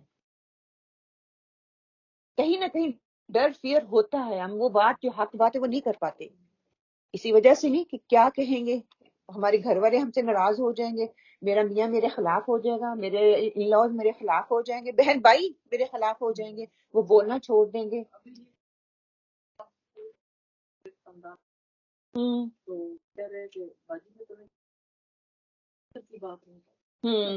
ہاں کہ جن کو جو صحیح طریقے پہ چلنا چاہتے ہیں انہی کے خلاف ہو جاتی ہیں، انہی کو برا اور نیچا دکھانے کی کوشش کرتی ہیں، اور ایک وقت ایسا آتا ہے کہ آپ بھی لرز جاتے ہیں کہ میں ہی تو غلط نہیں ہوں، سارے ایک سائڈ پہ ہیں، تو اللہ تعالیٰ کہتے ہیں اکثریت نہیں اقلیت، حق پہ اقلیت ہوگی، اگر 1000 بندہ آپ کو دکھ رہا ہے ایک سائڈ پہ جا رہا ہے تو صحیح راستے پہ چلنے والا شاید ایک ہی ہو دوسرے رخ میں جا رہا ہے، دیکھنے والے تو کہیں گے وہ پاگل ہے، عقل دیکھ کے یہی کہے گی نا وہ پاگل ہے، لیکن دین کہتا ہے نہیں وہی سیدھے راستے پہ ہے، تو وہ ہمت ہمیں دکھانی ہے۔ ان لوگوں نے اس وقت نبیوں کو قتل کیا، آج کل جو ہے حق بات بتانے والوں کو کر دیا جاتا ہے، ان کے ساتھ اس طرح کا رویہ اختیار کیا جاتا ہے، اور ہم حق کا راستہ جو ہے بڑے دیکھیں، حق کا راستہ ہر ایک کو نہیں ملتا، یہ ہمت ہر ایک کو نہیں ملتی، یہ توفیق ہر ایک کو نہیں ملتی، یہ نصیب والوں کو ملتی ہے جس کو اللہ تعالیٰ چن لیتا ہے۔ پھر اچھی باتوں کی دعوت دینے والوں کا قتل کیا جاتا ہے، جو اچھی بات کرتے ہیں اس کا نفسی طور پہ قتل کیا جاتا ہے، روحانی طور پہ اس کو قتل کیا جاتا ہے، فزیکلی اس کو ٹانٹ کیا جاتا ہے، اس کو بار بار ذہنی طور پہ اذیتیں دی جاتی ہیں، اپنے لیول پہ میں بہن بھائیوں میں دیکھ لیں، اپنی فیملی میں دیکھ لیں، بڑے لیول پر تو ہم ہے ہی نہیں کہ ہمیں کہا جائے کہ وہ ہمیں مار دیں گے یا قتل کر دیں گے، یہ ساری چیزیں ہم دیکھتے ہیں۔ اچھا، انہوں نے یہ 3 جرم کیے، انہوں نے آیات کا انکار کیا، انہوں نے نبیوں کو قتل کیا، اچھی بات کی دعوت دینے والوں کو انہوں نے قتل کیا۔ آج میں اور آپ ہم دیکھ لیں کہ ہم بھی ان تینوں ہی چیزوں میں ہیں، بات قرآن کی آیت کو پڑھیں گے تو ہم کیا کہیں گے، یہ اہل کتاب کی بات ہو رہی ہے، قرآن زندہ کتاب ہے، آج یہ میری بات کر رہا ہے، آپ کی بات کر رہا ہے، میں اور آپ بھی یہ کرتے ہیں۔ اچھا پھر سزا سن لیں، اگر میں اور آپ ہم یہ کرتے ہیں، دردناک عذاب کی سزا، دنیا اور آخرت کے اعمال ضائع ہو جاتے ہیں، کبھی مان لیا کبھی مانا ہی نہیں، حق نظر آ رہا ہے، حق تلفی ہو رہی ہے، غلط کام ہو رہا ہے، میں چپ ہوں، مجھے ٹس سے مس ہی نہیں ہو رہی، مجھے بتانے کی ہمت ہی نہیں ہے کہ میرا ایمان کا لیول ہی نہیں ہے، کیسے میں بتاؤں؟ ایٹ لیسٹ ایک دفعہ کوشش تو کر لیں، بتا تو دیں، مرضی آپ کی، یہ ایسے نہیں یہ ایسے ہے، ہمیں اتنا بھی کہنے کی توفیق نہیں ہے۔ پھر ہم نے اپنی فیملی والوں کو رکھنے کے لیے وہاں پہ مشکل سے جا کے بیٹھنا بھی ہے، اس کا حصہ بھی بننا ہے، برتھ ڈے بھی ہو رہی ہے، کیک بھی کٹ رہے ہیں، وشز بھی ہو رہی ہے، کفر پہ کفر، انکار پہ انکار، شادیوں میں میل جول سارا کچھ بے حیائی وہ بھی ہو رہے ہیں، ہر محفل پہ جو ہماری سجتین ہے اس میں بیٹھ کے ہم ہر بندے کو اس کرائٹیریا میں تولنے کی کوشش کرتے ہیں، اس کا سٹیٹس کیا ہے، اسٹیٹس سے ہم دوسرے سے لو کرتے ہیں، محبت کرتے ہیں، ایمان کی بنیاد پہ نہیں کرتے. اس کے پاس گچی کا بیگ تھا، اس کی گلاسز جو تھی نا پوریو مانی کی تھی، اس سے دوستی کرو، وہ اس کا اسٹیٹس کافی ہے. جب بھی وہ بات کرتی نا ہزاروں کے حساب سے کرتی ہے. یہ ہمارا اسٹیٹس ہے، یہ ہمارے بچوں کا اسٹیٹس بن رہا ہے. اینی ہاؤ کہاں سے آیا؟ کیونکہ میرے اندر وہ جمز تھے تو وہ بچوں تک بھی پہنچ گئے. اگر میں شروع سے کہتی ہمیں اسٹیٹس وغیرہ کی کوئی ضرورت نہیں ہے، ڈیزائنر کی ضرورت نہیں، تو بچے بھی نہ کرتے نا. لیکن ہمیں معلوم ہونے کے باوجود ہم نہیں کرتے. دنیا میں بھی مال ضائع ہو رہے ہیں تو آخرت میں بھی ہو رہے ہیں. دنیا کی نیکیاں تو ختم ہو ہی رہی ہیں تو آخرت تو خود ہی پھر ضائع ہی ہوں گے نا. آخرت میں کیا ملے گا؟ اگر میں کہتی ہوں کہ دنیا میں کچھ اور میں بتا رہی ہوں، کر رہی ہوں، دکھا رہی ہوں، اور اینڈ پہ مجھے جنت مل جائے، یہ تو ہو ہی نہیں سکتا. امپاسبل ہے. وہاں پہ کوئی مددگار نہیں ہوگا. یہ اونچے اونچے درجے والیاں دوستیاں، اونچے اونچے اسٹیٹس، پیسے. کل بھی ہم نے پڑھا کہ اللہ وہ کہیں گے کہ پیسے دینا چاہو گے؟ تو کہیں گے ہاں، اگر مجھے دنیا کی ساری دولت بھی دے دی جائے میں تب بھی اپنی جان کو چھڑانے کے لیے وہ دینے کے لیے تیار ہوں. لیکن دنیا میں ہم اسی میں گم رہے ہیں. تو اگر میں ان تینوں میں فالو ہوتی ہوں، چلو نبیوں کو چھوڑ دیں، ہم نبیوں کو نہیں کرتے. ہم دین دینے والوں کا مذاق اڑاتے ہیں، ہم نقاب پہننے والوں کا مذاق اڑاتے ہیں، ہم سکارف پہننے والوں کا مذاق اڑاتے ہیں، ہم ٹخنوں کو اوپر کرنے والوں کا مذاق اڑاتے ہیں. کوئی ہاتھ سے کھا رہا ہے ہم اس کا مذاق اڑاتے ہیں. اگر میں اڑاتی ہوں تو میرے بچے تو خود ہی اڑائیں گے نا. میں اس کو حقیر نظر سے دیکھتی ہوں تو بچے تو خود ہی کریں گے نا، وہ مجھ سے سیکھ رہے ہیں. تو آج سے کسی کو میں نے حقیر نظر سے نہیں دیکھنا. کوئی اسکارف پہن رہا ہے تو الحمدللہ، کوئی حجاب پہن رہا ہے تو الحمدللہ. اللہ تعالیٰ جو نہیں پہن رہے ان کو بھی توفیق دے. کوئی ہاتھ سے کھا رہا ہے تو سنت ہے، سنتوں کو ایجاد کرنے کی کوشش کر رہا ہے. آج ہم پڑھیں گے تو دیکھیں گے کہ سنتوں کو ان کی تجدید کرتے رہنا چاہیے. ہم تو سنتے بھول رہے ہیں. پھر کن کن کاموں کی وجہ سے عمل ضائع ہو جاتے ہیں یہ بھی دیکھ لیں کہ عمل تو ہمارے ضائع ہو جاتے ہیں، کن کن کاموں سے ہوتے ہیں. تھوڑا ہمیں یہ بھی انالائز ہو جائے.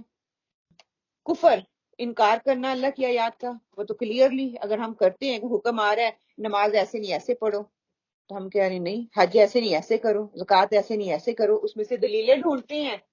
تو پھر کیا ہے؟ ہم انکار کر رہے ہیں. ریاکاری، دکھاوے کی عمل، نماز ہو جائے، کوئی نیکی ہو جائے، کسی کی کوئی مدد ہو جائے، پھر احسان جتانا کہ احسان مجھے ریٹرن میں ملے، اس سے جو ہے آپ کے عمل ضائع ہو جاتے ہیں. فرائض ادا نہ کرنا. دیکھیں جو فرض نماز ہی نہیں ادا کر رہا تو وہ آپ کو کیا لگتا ہے وہ صدقہ خیرات کرتا رہے؟ اس کی صدقہ خیرات مانی جائے گی؟ پھر نو، اس کے صدقہ خیرات نہیں مانے جائیں گے کہ اللہ تعالیٰ حبطت اعمالہم، ان کے سارے اعمال ضائع ہو گئے. پھر فرائض کو میں ادا نہیں کرتی، میں کہتی ہوں کہ میں چیریٹی کھول لوں. چیریٹی خدمت خلق کر رہی ہے نا، اچھا کام ہی ہے. جو فرض ہے اس کو چھوڑ کے حج چھوڑ دوں، ہر سال عمرے پہ چلی جاؤں. ٹھیک ہے، تہجد پڑھ رہی ہوں، رات کو بھی ساری رات جاگ رہی ہوں، صبح فجر کی نماز میں چھوڑ رہی ہوں. فضیلت کو بھی تو دیکھیں نا کہ جو چیز فرض ہے اس کو چھوڑ کے میں نفل کی طرف آ رہی ہوں تو اس کے وہ آپ کے مال کو ضائع کر رہا ہے کہ فرض کو چھوڑ کے آپ نفلی عبادت میں لگ رہے ہو. پھر کیا ہے کہ مرتد ہو جانا ارتداد سے، کہ جو دین پہ تھا لیکن پھر دوبارہ دوسرے مذہب پہ اس نے لے لیا. کہ آج کل ہمارے بچے جو ہے نا، اللہ نہ کرے اللہ نہ کرے، بہت سی ایسے کیسز آ رہی ہیں کہ نعوذ باللہ استغفر اللہ، بچے مرتد ہو رہے ہیں کہ ان کو دین اتنا مشکل کر دیا گیا. دکھا رہے ہیں لوگ، ہمارے اعمال ان کو اس طرح سے ہم کر کے ان کے سامنے دکھا رہے ہیں کہ وہ دین واپس گوروں کے دین پہ جا رہے ہیں. کہ وہ کرنا آسان ہے. وہاں ہم تو سختی پہ سختی کر رہے ہیں، ان کے لیے آسانیاں تو پیدا ہی نہیں کر رہے. You have to do it, یا اس میں آپشن نہیں ہے، you have to do it. لیکن اس کو ایز بنا کے ان کے سامنے رکھیں تاکہ نعوذ باللہ استغفر اللہ اس طرح کی کام نہ. جو مرتد ہو جاتا ہے تو اس کا وہ دین ہی ختم ہو گیا نا، اس کے تو سارے مال جو نیکیاں بھی کی تھی وہ بھی ختم ہو جائیں گی. پھر غیبتیں کرنا، نہ چاہتے ہوئے بھی ہم کرتے ہیں، آنکھوں کے اشارے سے، باڈی لینگویج سے کرتے ہیں نا. کہ حقیر جاننا کسی کو، ضروری نہیں منہ سے بولوں گی تو کسی کی غیبت ہوگی. آنکھوں کی غیبت، کانوں کی غیبت، یہ. پھر حسد کرنا، اس کے پاس اس کے بچے تو اس کی بہت سنتے ہیں، میرا تو سنتا ہی نہیں، وہ بڑا دیندار ہے میرا تو کرتا ہی نہیں. غصہ آنا، غصے سے بندہ بہت کچھ ختم کر دیتا ہے، اپنی بڑی بڑی نیکیاں، دوسروں کو احسان جتانا شروع کر دیتے ہیں، غصے سے ہم دوسروں کو نیچا کر دیتے ہیں، اس کی فیلنگ کو ہرٹ کرتے ہیں، تو وہ کیا ہے، میرے عمل ضائع ہو جائیں گے۔ ہاں، لالچ پھر ہمارے مال کو ضائع کرتا ہے۔ کیسے؟ میرے اندر حرص اور لالچ آ جائے گا، ایک کے بعد دو، دو کے بعد تین، اسی میں مگر رہوں گی۔ کیا ہے کہ نہ نماز کی فکر، نہ نیکیوں کی فکر، نہ دوسروں کی خدمت کی فکر، بلکہ میں اپنے ہی کام کرتی جا رہی ہوں، دیٹس آل۔ پھر شکم سیری کیا ہوتا ہے؟ پیٹ بھر کے کھانا۔ رات کو اچھی طرح سے پیٹ بھر کے کھایا، صبح تو جاگ ہی نہیں آئی۔ جب جاگ نہیں آئے گی تو کیا ہوگا؟ نماز فرض قضا ہو جائے گی، نیکیوں سے میں پیچھے رہ گئی۔ جلد بازی، نیکی کا موقع آیا، جلد بازی میں فیصلہ کیا نہیں میں نہیں کر سکتی، نیکیوں سے پیچھے رہ گئی، نیکی ضائع۔ کسی اور کو موقع مل گیا، آپ نے نہیں کیا تو ہے کوئی بات نہیں، نیکی کے موقع تو کہتے ہیں نا ان کو ریویل کرنا چاہیے۔ سوچیں، کوئی بھی آپ کو جو جاب ملے، کوئی بھی آپ کو بات کہے تو پہلے سوچیں پھر اس کا جواب دیں۔ تبھی کہتے ہیں نا پہلے سوچیں پھر بولیں پھر تولیں، ہے نا، پہلے تولیں پھر بولیں۔ لیکن ہم ادر وے اراؤنڈ کرتے ہیں، فوراً سے اسی وقت نہیں میں نہیں کر سکتی، بہت مشکل ہے، میں نہیں کر سکتی۔ اچھا کوئی چیریٹی ہے، نہیں آج نہیں کل دوں گی۔ تو ہم خود نیکیوں کو اپنے ہاتھوں سے اپنے مال کو ضائع کر رہے ہیں۔ پھر مال اور دولت جب آتی ہے تو مال و دولت کی ہرس اور حوث ایسی ہوتی ہے کہ اس کو انسان کو پتہ ہی نہیں چل رہا کہ وہ کہاں پہ ضائع کر رہا ہے، کہاں پہ اپنی نیکیوں کو خود ہی اپنے ہاتھوں سے گنوا رہا ہے، ان کو پامال کر رہا ہے۔ موقع ملے لیکن ہرس ہی اتنی تھی کہ یہ میرا میرا میرا، بس سارا کچھ ہی گیا۔ پھر خود غرضی اور بخل، کئیوں کے پاس دولت اتنی آ جاتی نا، وہ بس میرے لیے میں 100 پاؤنڈ نہیں نکال لوں گی، اللہ کے دین کے لیے دینا ہو تو میرے پاس پینیاں ہوتی ہیں، یہ نہیں کہ وہ پینی نہ دیں، لیکن یہ دیکھ لیں نا پھر میں بخل ہوگی نا، میں اپنے لیے حریص ہوں لیکن اللہ کے دین کے لیے مجھے کوئی فکر ہی نہیں ہے۔ تو یہ سارے اعمال جو ہیں تھوڑے سے مذہبی تعصب اس میں آ جاتا ہے، تو تھوڑے سے ہیں جن پہ ہم اینالائز کریں، ان میں سے کوئی 2-4 پہ بھی ہمارا عمل ہو جائے نا تو مور دین انف ہے۔ اللہ تعالیٰ ہمیں اس پر عمل کی توفیق عطا فرمائے کہ ہم سوچ سمجھ کے عمل کرنے والوں میں سے ہو جائیں۔ آیت نمبر 23 میں اللہ سبحانہ تعالیٰ پھر وہ کہتے ہیں کہ اہل کتاب کا دیکھیں غلط عقیدہ کیا ہے کہ ہم تو بخشائے ہیں، ٹھیک ہے۔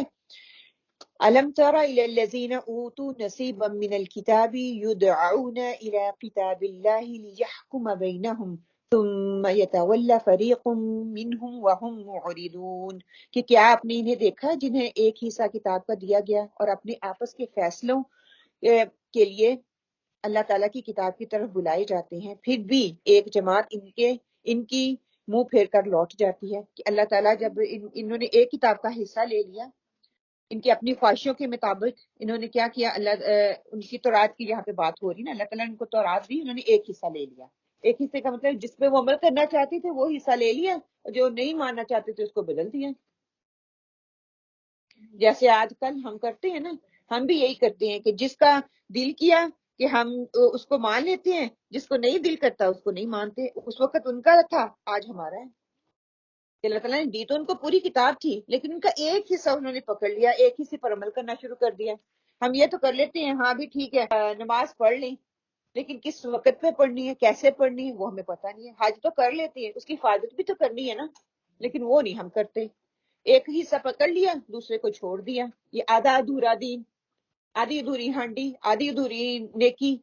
دنیا میں آدھی ادھوری ہانڈی بنائے، آدھا ادھورا کپڑا پہنے، آدھا ادھورا کوئی کام کرے تو کہتے یہ آدھا ہی کام کرتی ہے، پورا نہیں کرتی۔ اب وہ برتن دھونے لگے، آدھے کر دے آدھے نہ کرے تو کیا ہوتا ہے ہمارا رویہ؟ کیا کہتے ہیں؟ کام ادھورا ہی بیچ میں چھوڑ دیا ہے نا، پورا نہیں کیا۔ لیکن جب دین کا کام کرتے ہیں تو ہم کہتے ہیں ہم پورے کمپلیٹ کام کر رہے ہیں، آدھا ادھورا دین پکڑ کے خود بھی نقصان اٹھا رہے ہیں، دوسروں کو بھی نقصان دے رہے ہیں۔ ذَلِكَ بِأَنَّهُمْ قَالُوا لَن تَمَسَّنَا النَّارُ إِلَّا أَيَّامًا مَّعْدُودَاتٍ وَغَرَّهُمْ فِي دِينِهِم مَّا كَانُوا يَفْتَرُونَ، اس کی وجہ ان کا یہ کہنا ہے کہ ہمیں تو گنے چنے چند ہی دن آگ جلائے گی۔ ان کی گھڑی گھڑائی باتوں نے انہیں ان کے دین کے بارے میں دھوکے میں ڈال رکھا ہے۔ تو کیا کہتے تھے؟ اس طرح کا لفظ استعمال ہو رہا ہے نا، تو کیا کہتے تھے؟ ہمیں جہنم کی دے، کیوں؟ ان کا کیا عقیدہ تھا؟ 40 دن موسیٰ علیہ السلام گئے یا 40 دن ہی ہم نے وہ بچڑے کی پوجا کی تھی، تو بس انہی 40 دنوں میں ہمیں جو ہے عذاب ملے گا، اس کے بعد تو ہم چھوڑ دیے جائیں گے۔ وہ خود ہی سے گھڑ لیا کہ انہوں نے ہمارے لیے جو ہے ہمارے لیے آلریڈی انہوں نے سزا کر لی ہے، تو ہمیں نہیں۔ آپ صلی اللہ علیہ وسلم نے کیا فرمایا، جس کا گناہ ہوگا اسی کی گردن پکڑی جائے گی۔ یہ نہیں ہوگا کہ گناہ آپ لوگوں نے کیا تو دوسروں کو اس کی سزا دی جائے۔ افتراء کا لفظ آیا نا کہ اپنے آپ انہوں نے جو ہے باطل عقیدے کو گھڑ لیا ہے، اپنی مرضی سے انہوں نے یہ گھڑ لیا ہے کہ ایک گناہ ہم کریں گے اور دوسرے جو ہے اس کی سزا بھگتیں گے۔ یہ کبھی بھی نہیں ہو سکتا۔ دنیا میں بھی ہم کہتے ہیں نا جو عمل میں کر رہی ہوں وہ میرا ہی ہے، اس کی سزا آپ کو ملے گی، اچھا یا برا عمل۔ وہ دوسرے کو کیسے مل سکتا ہے؟ آپ برا عمل کر رہے ہیں، بچڑے کی پوجا کر رہے ہیں، آپ کہہ رہے ہیں کہ موسیٰ علیہ السلام نے آپ کے لیے وہ جو ہے سزا کاٹ ہے، تو ہمیں سزا ملے گی نہیں۔ یہ امپاسبل ہے، یہ ممکن نہیں ہے۔ ان کا 40 دن کا یہ دوزخ میں رہنے کا عقیدہ ہے، وہ غلط ہے۔ کہ ان کے باطل عقائد کیا تھے، اس طرح انہوں نے خود سے کیا گھڑ لی تھی، شرک کا عقیدہ انہوں نے اپنا لیا، جبری سفارش کا عقیدہ انہوں نے بنا لیا، باطل عقیدے انہوں نے گھڑ لیے۔ دین میں دیکھیں، دین کی بجائے خواہشات کا دین انہوں نے بنا لیا نا، جس طرح کی خواہش ویسا دین گھڑ لیا، جس طرح کو دل کیا وہ ویسا انہوں نے کر لیا کہ ان کا عقیدہ بگڑا تو ان کے اعمال بگڑ گئے۔ آج ہم دیکھ لیں ہم کہاں کہاں پہ یہ چیزیں کرتے ہیں۔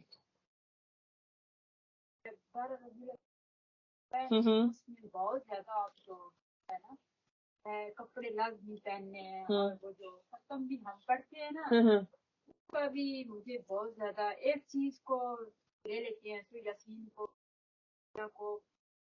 پتہ نہیں عجیب ہی ہے، میں نے تو جانے ہی چھوڑ دیا۔ اوکے، دیکھیے ہم نے کل بھی پڑھا بدعت، یہ افتراء ہے نا، خود سے گھڑ لی گئی، نیکی سمجھ کے گھڑ لیا۔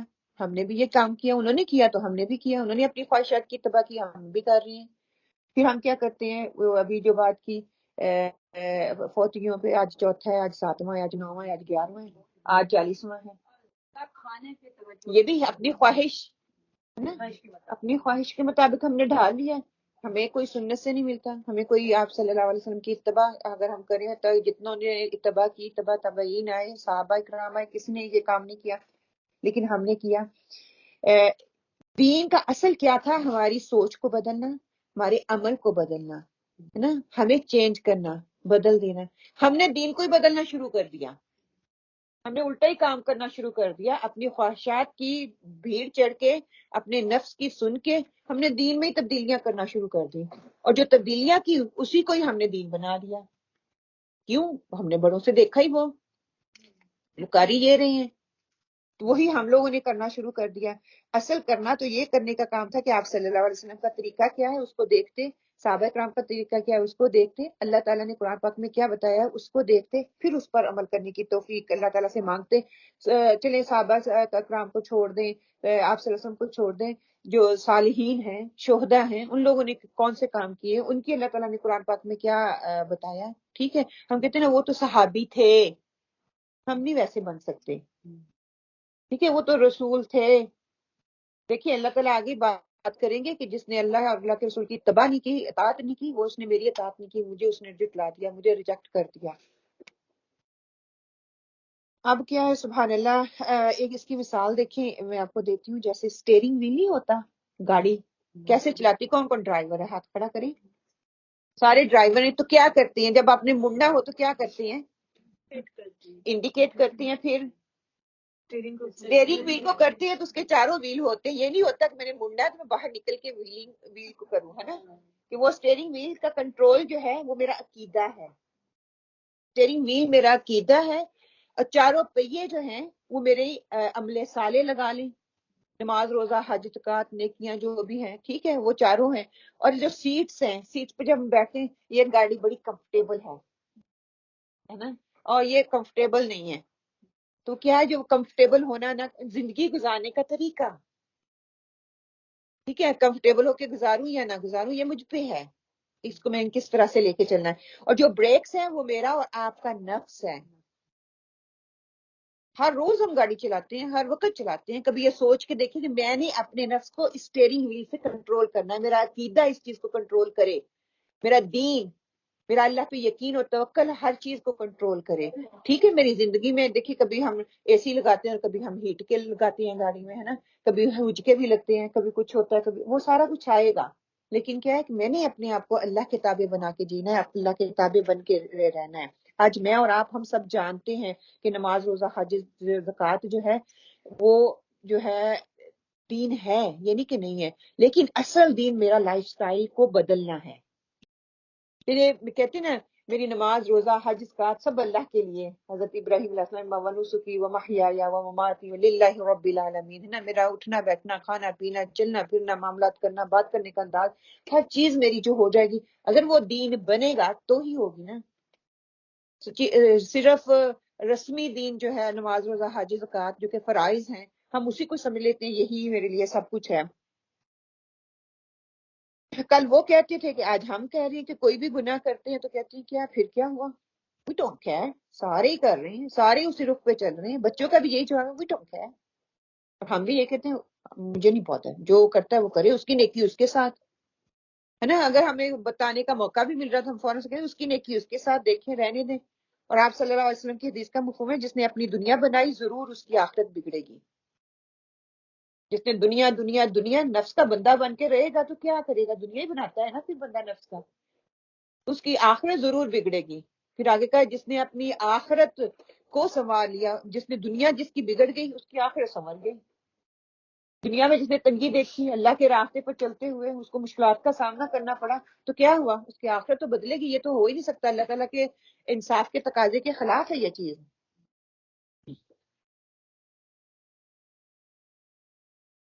پھر آگے اللہ تعالیٰ کہتے ہیں فَكَيْفَ إِذَا جَمَعْنَاهُمْ لِيَوْمٍ لَا رَيْبَ فِيهِ وَوُفِّيَتْ كُلُّ نَفْسٍ مَا كَسَبَتْ وَهُمْ لَا يُظْلَمُونَ. کہ پس کیا حال ہوگا جب ہم انہیں اس دن جمع کریں گے جس کے آنے میں کوئی شک نہیں ہے. ہر شخص کو اپنا کیا پورا پورا بدلہ دیا جائے گا اور ان پر ظلم نہ کیا جائے گا. جس نے جتنا کیا اس کو اتنا ہی ملے گا. جتنی محنت دنیا میں کر جائیں گے آخرت میں ویسے ہی صلہ دیا جائے گا. یہ ہو ہی نہیں سکتا کہ میں دنیا میں کم کروں اور آخرت میں مجھے زیادہ مل جائے، اور دنیا میں میں زیادہ کروں اور آخرت میں کم ملے. اللہ کا جو عدل ہے نا وہ ایک رائی کے برابر بھی ناانصافی نہیں کرے گا. جو آیات اب ہم پڑھنے لگے ہیں سبحان اللہ، ہم یہاں پہ کرتے ہیں بریک. اب بریک کر لیں پھر دوبارہ انشاءاللہ تعالیٰ آ کے تو یہاں سے سٹارٹ کریں انشاءاللہ. آپ نفل پڑھ لیں، نفل پڑھنے کے بعد انشاءاللہ تعالیٰ دوبارہ سے سٹارٹ کرتے ہیں. اعوذ باللہ من الشیطان الرجیم، بسم اللہ الرحمن الرحیم. رب اشرح لي صدري ويسر لي امري واحلل عقدة من لساني يفقهوا قولي. اللهم اهدنا وسددنا، اللهم اهدنا وسددنا، آمين اللهم آمین. آیت نمبر 26 سے انشاءاللہ تعالیٰ. قل اللہم مالک الملک تؤتی الملک من تشاء وتنزع الملک ممن تشاء وتعز من تشاء وتذل من تشاء بیدک الخیر انک علی کل شیء قدیر. آپ کہہ دیجئے اے اللہ، اے تمام جہان کے مالک، تو جسے چاہے بادشاہی دے، جسے چاہے سلطنت چھین لے، اور جسے چاہے عزت دے، جسے چاہے ذلت دے. تیرے ہی ہاتھ میں سب بلائیاں ہیں، بے شک تو ہر چیز پر قادر ہے. تولج اللیل فی النہار تولج النہار فی اللیل وتخرج الحی من المیت وتخرج المیت من الحی وترزق من تشاء بغیر حساب. تو ہی رات کو دن میں داخل کرتا ہے اور دن کو رات میں لے جاتا ہے. تو ہی بے جان سے جاندار پیدا کرتا ہے اور تو ہی جاندار سے بے جان پیدا کرتا ہے. تو ہی ہے جسے چاہتا ہے بے شمار روزی دیتا ہے. تو کیا ہے کہ عزت اور پیسہ اور ذلت کے بارے میں ہماری کیا سوچ ہے، ہم کیا سوچتے ہیں، اس کا جواب آپ دیں مجھے. کہ فلاح اور کامیابی ہم کس کو سمجھتے ہیں، عزت اور ذلت کا معیار ہمارے ہاں کیا ہے؟ ہمارے یہاں پیسہ، دنیا کی عشرت، بکری گاڑی، ہمارے یہاں ہم کہتے ہیں اولاد، جس کے پاس اسٹیٹس ہے ہم اس کو عزت دیتے ہیں. ٹھیک ہے، اوکے. ان آیات کو دیکھیں. آپ صلی اللہ علیہ وسلم کو دین کا جو نفاذ کرتے وقت جو مشکلات کا سامنا کرنا پڑا اس وقت یہ آیت نازل کی گئی. غزوہ خندق جس کو ہم بولتے ہیں نا، غزوہ احزاب بھی کہتے ہیں، یہ 5 ہجری میں واقعہ پیش آیا جب غزوہ خندق کھودنے کا موقع تھا. تو یہ خاص موقع تھا کہ جب یہ آیات نازل ہوئی، آپ صلی اللہ علیہ وسلم کو تسلی کی دی گئی کہ کہتے ہیں کہ سبحان اللہ، چاروں طرف سے مسلمان جو تھے، دشمن جو تھے، مسلمانوں کو انہوں نے گھیر لیا اور مقابلے کے لیے وہ آگے. مسلمان تو آلویز کلیئر تعداد میں ہمیشہ ہی رہے ہیں. اس وقت جب انہوں نے وہ حملے کے لیے انہوں نے ٹھان لی، سارے اکٹھے ہو گئے. حضرت سلیمان فارسی نے مشاورت آپ صلی اللہ علیہ وسلم نے صحابہ سے کی، ان سے پوچھا گیا. حضرت سلیمان فارسی نے اپنا مشورہ دیا کہ خندق کھود دی جائے، کہ ہمارے اندر حملہ کرنے کی استطاعت نہیں ہے لیکن اس کو روکنے کی استطاعت تو ہے نا، کہ ہم تو اپنے فارس میں ایسے ہی کرتے ہیں. تو آپ صلی اللہ علیہ وسلم اور صحابہ کرام اس بات میں متفق ہو گئے. انہوں نے خندق کھود دی. خندق کھودتے ہوئے کہتی بہت اس وقت سردی تھی، بہت مشکلوں سے مطلب 10 صحابہ کو تقسیم کر دیا گیا. بہت ٹھنڈی تھی، مشکل حالات تھے، کرنا بھی اس کو کھودنا بہت مشکل تھا. کرتے کرتے ایک پتھر ایسا آیا کہ وہ صحابہ کرام اس کے لیے کوشش کر رہے تھے اس کو توڑیں لیکن نہیں توڑ سکے. آپ صلی اللہ علیہ وسلم کو بتایا گیا. آپ صلی اللہ علیہ وسلم اپنی گدال لے کے آئے. آپ نے پہلی دفعہ جب مارا، کہتے ہیں جتنی دفعہ آپ نے مارا آپ اس میں سے کہتے ہیں کہ مجھے اللہ تعالیٰ نے خوشخبریاں سنائی. جب آپ نے پہلی دفعہ مارا تو آپ صلی اللہ علیہ وسلم نے کہا مجھے فارس کے خزانوں کی چابیاں دکھائی گئی. دوسری دفعہ مارا آپ نے کہا روم کی خزانوں کی چابیاں دکھائی گئی. تیسری دفعہ مارا تو آپ نے کہا ایران کے محلات مجھے دکھائے گئے.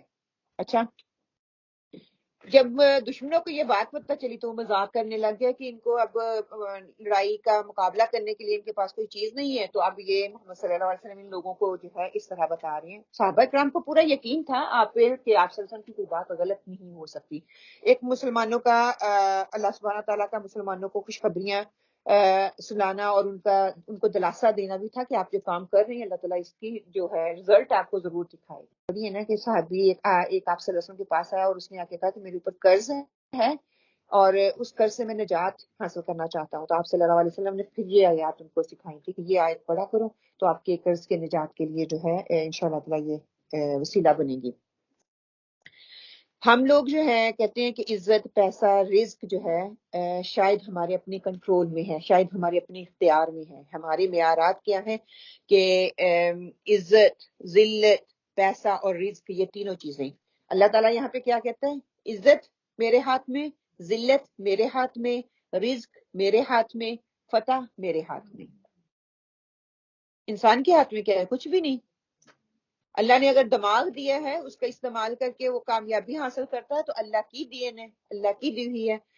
ہم کہتے ہیں کہ صبح سے شام تک نکل جائیں، ٹھیک ہے اللہ تعالیٰ نے کہا ہے کہ رزق کے لیے نکلیں، ٹھیک ہے، لیکن ہم صبح سے شام تک نکلتے ہیں تو میری محنت ہے اس کی وجہ سے رزق گھر پہ آ رہا ہے. اللہ تعالیٰ رب ربوبیت کیا ہے؟ خالق، مالک، مدبر، رازق وہ ہے، ہم نہیں ہیں. پھر عزت اور ذلت کا معیار ہم دیکھ لیں. ہماری عزت اور ذلت کا معیار ہم کیا کہتے ہیں کہ مادیت پرستی، ٹھیک ہے، بدلتے ہوئے فیشن، دولت کمانے کے طریقے، وہ جائز ہوں یا ناجائز ہوں اس سے ہمیں کوئی بودر نہیں ہے. ہم سود کھا رہے ہیں، ہم رشوتیں لے رہے ہیں، ہم دوسروں کے حق مار رہے ہیں، ہم اس کو سمجھتے ہیں کہ یہ مطلب میرا جو اسٹیٹس ہے، میری عزت ہو رہی ہے. ہم بہترین سے بہترین کھانے، بہترین سے بہترین چیزیں جو کہ ہمیں تسکین دیتی ہیں، ہمیں اچھی لگتی ہیں. اگر کسی کو گفٹ دینا ہو تو ہم کیسا گفٹ دیتے ہیں؟ نکما، جو ہمیں پسند نہیں ہوتا. 99% لوگ یہ کہتے ہیں کہ گھر میں کوئی چیز پڑی ہوئی ہے، اچھا ٹھیک ہے یہ میں استعمال نہیں نہ کرتی. کیوں نہیں استعمال کی؟ بیکاز مجھے پسند ہی نہیں ہے. نو دا آلویز کیس، موسٹ کیسز یہی ہوتی ہیں کہ اچھا چل اسی کو دے دیتی. ہو سکتا ہے وہ آپ کا گفٹ اس کو بڑا پسند آیا ہو، اس کی پسند کا رنگ ہو، آپ کو وہ رنگ پسند نہیں ہے، لیکن نیت تو اللہ کو پتا تھا نا. ہم 34 پارے کے شروع میں کیا کہتے ہیں، وہ نیکی جس کو اللہ کے ہاں تم چاہتے ہو کہ وہ پسند ہو جائے، وہ ایسی نیکی ہو جو تمہیں لگے کہ یہ نیکی ہے. ہم کہتے ہیں کہ اچھا ایک مجبوری لیتی ہے نا ہم اس چیز کو، مجبوری ہے چلو دے دو، اس نے مجھے گفٹ دیا تو I have to return the gift. No, you don't have to return the gift. کوئی اپنی محبت سے آپ کو گفٹ دیتا ہے، اس کو ریٹرن کرنے کی ضرورت نہیں اگر آپ کے اندر استطاعت نہیں ہے. جو دیتا ہے اس کو اپریشیٹ ضرور کریں، جو نہیں دیتا تو اس کو نیچا نہ دکھائیں. لیکن ہم نے اس کو ایک معیار بنا لیا، جب اللہ کی راہ میں دینا تو نکما ترین. کسی کو خوشی، دیکھیں گفٹ ہم کسی بدلے کے لیے تو نہیں نہ دیتے جب ہم لین دین کرتے ہیں خاندان میں یا فیملی میں تو ہم اس کو نکما کہہ سکتے ہیں، مجبوری کئی دفعہ ہوتی ہے، جو اپنے خود سے پالے ہوئے رسم و رواج ہیں ان کو ہم کہہ سکتے ہیں برتھ ڈے ہے تو یہ کرنا ہے، فلاں ہے تو یہ کرنا ہے، منگنی کرنی یہ کرنا ہے، شادی ہے تو یہ کرنا ہے، اور جتنے ہم اس کو بڑھا لیں، لیکن دین نے تو اس چیز کو آسان کیا ہے نا، گفٹ دو جب دل کرے، اس کے لیے کوئی خاص موقع نہیں ہونا چاہیے، مدرس ڈے یا فادرس ڈے نہیں ہونا چاہیے، ماں کو آپ جب بھی لا کے دو گفٹ وہ گفٹ ہوگا، لیکن ہم نے اس کو مشکل بنا لیا۔ ہم کہتے ہیں کہ رزق یہ تو اللہ تعالیٰ نے پہلے ہی کہہ دیا، میں لکھ کے بھیجا ہے، ہر ایک کی تقدیر مقدر میں نے لکھ دیا ہے، اس کا رزق میں نے لکھ دیا ہے، تھوڑا ہے یا زیادہ ہے وہ میں نے لکھ کے اس کو بھیجا ہے دنیا میں۔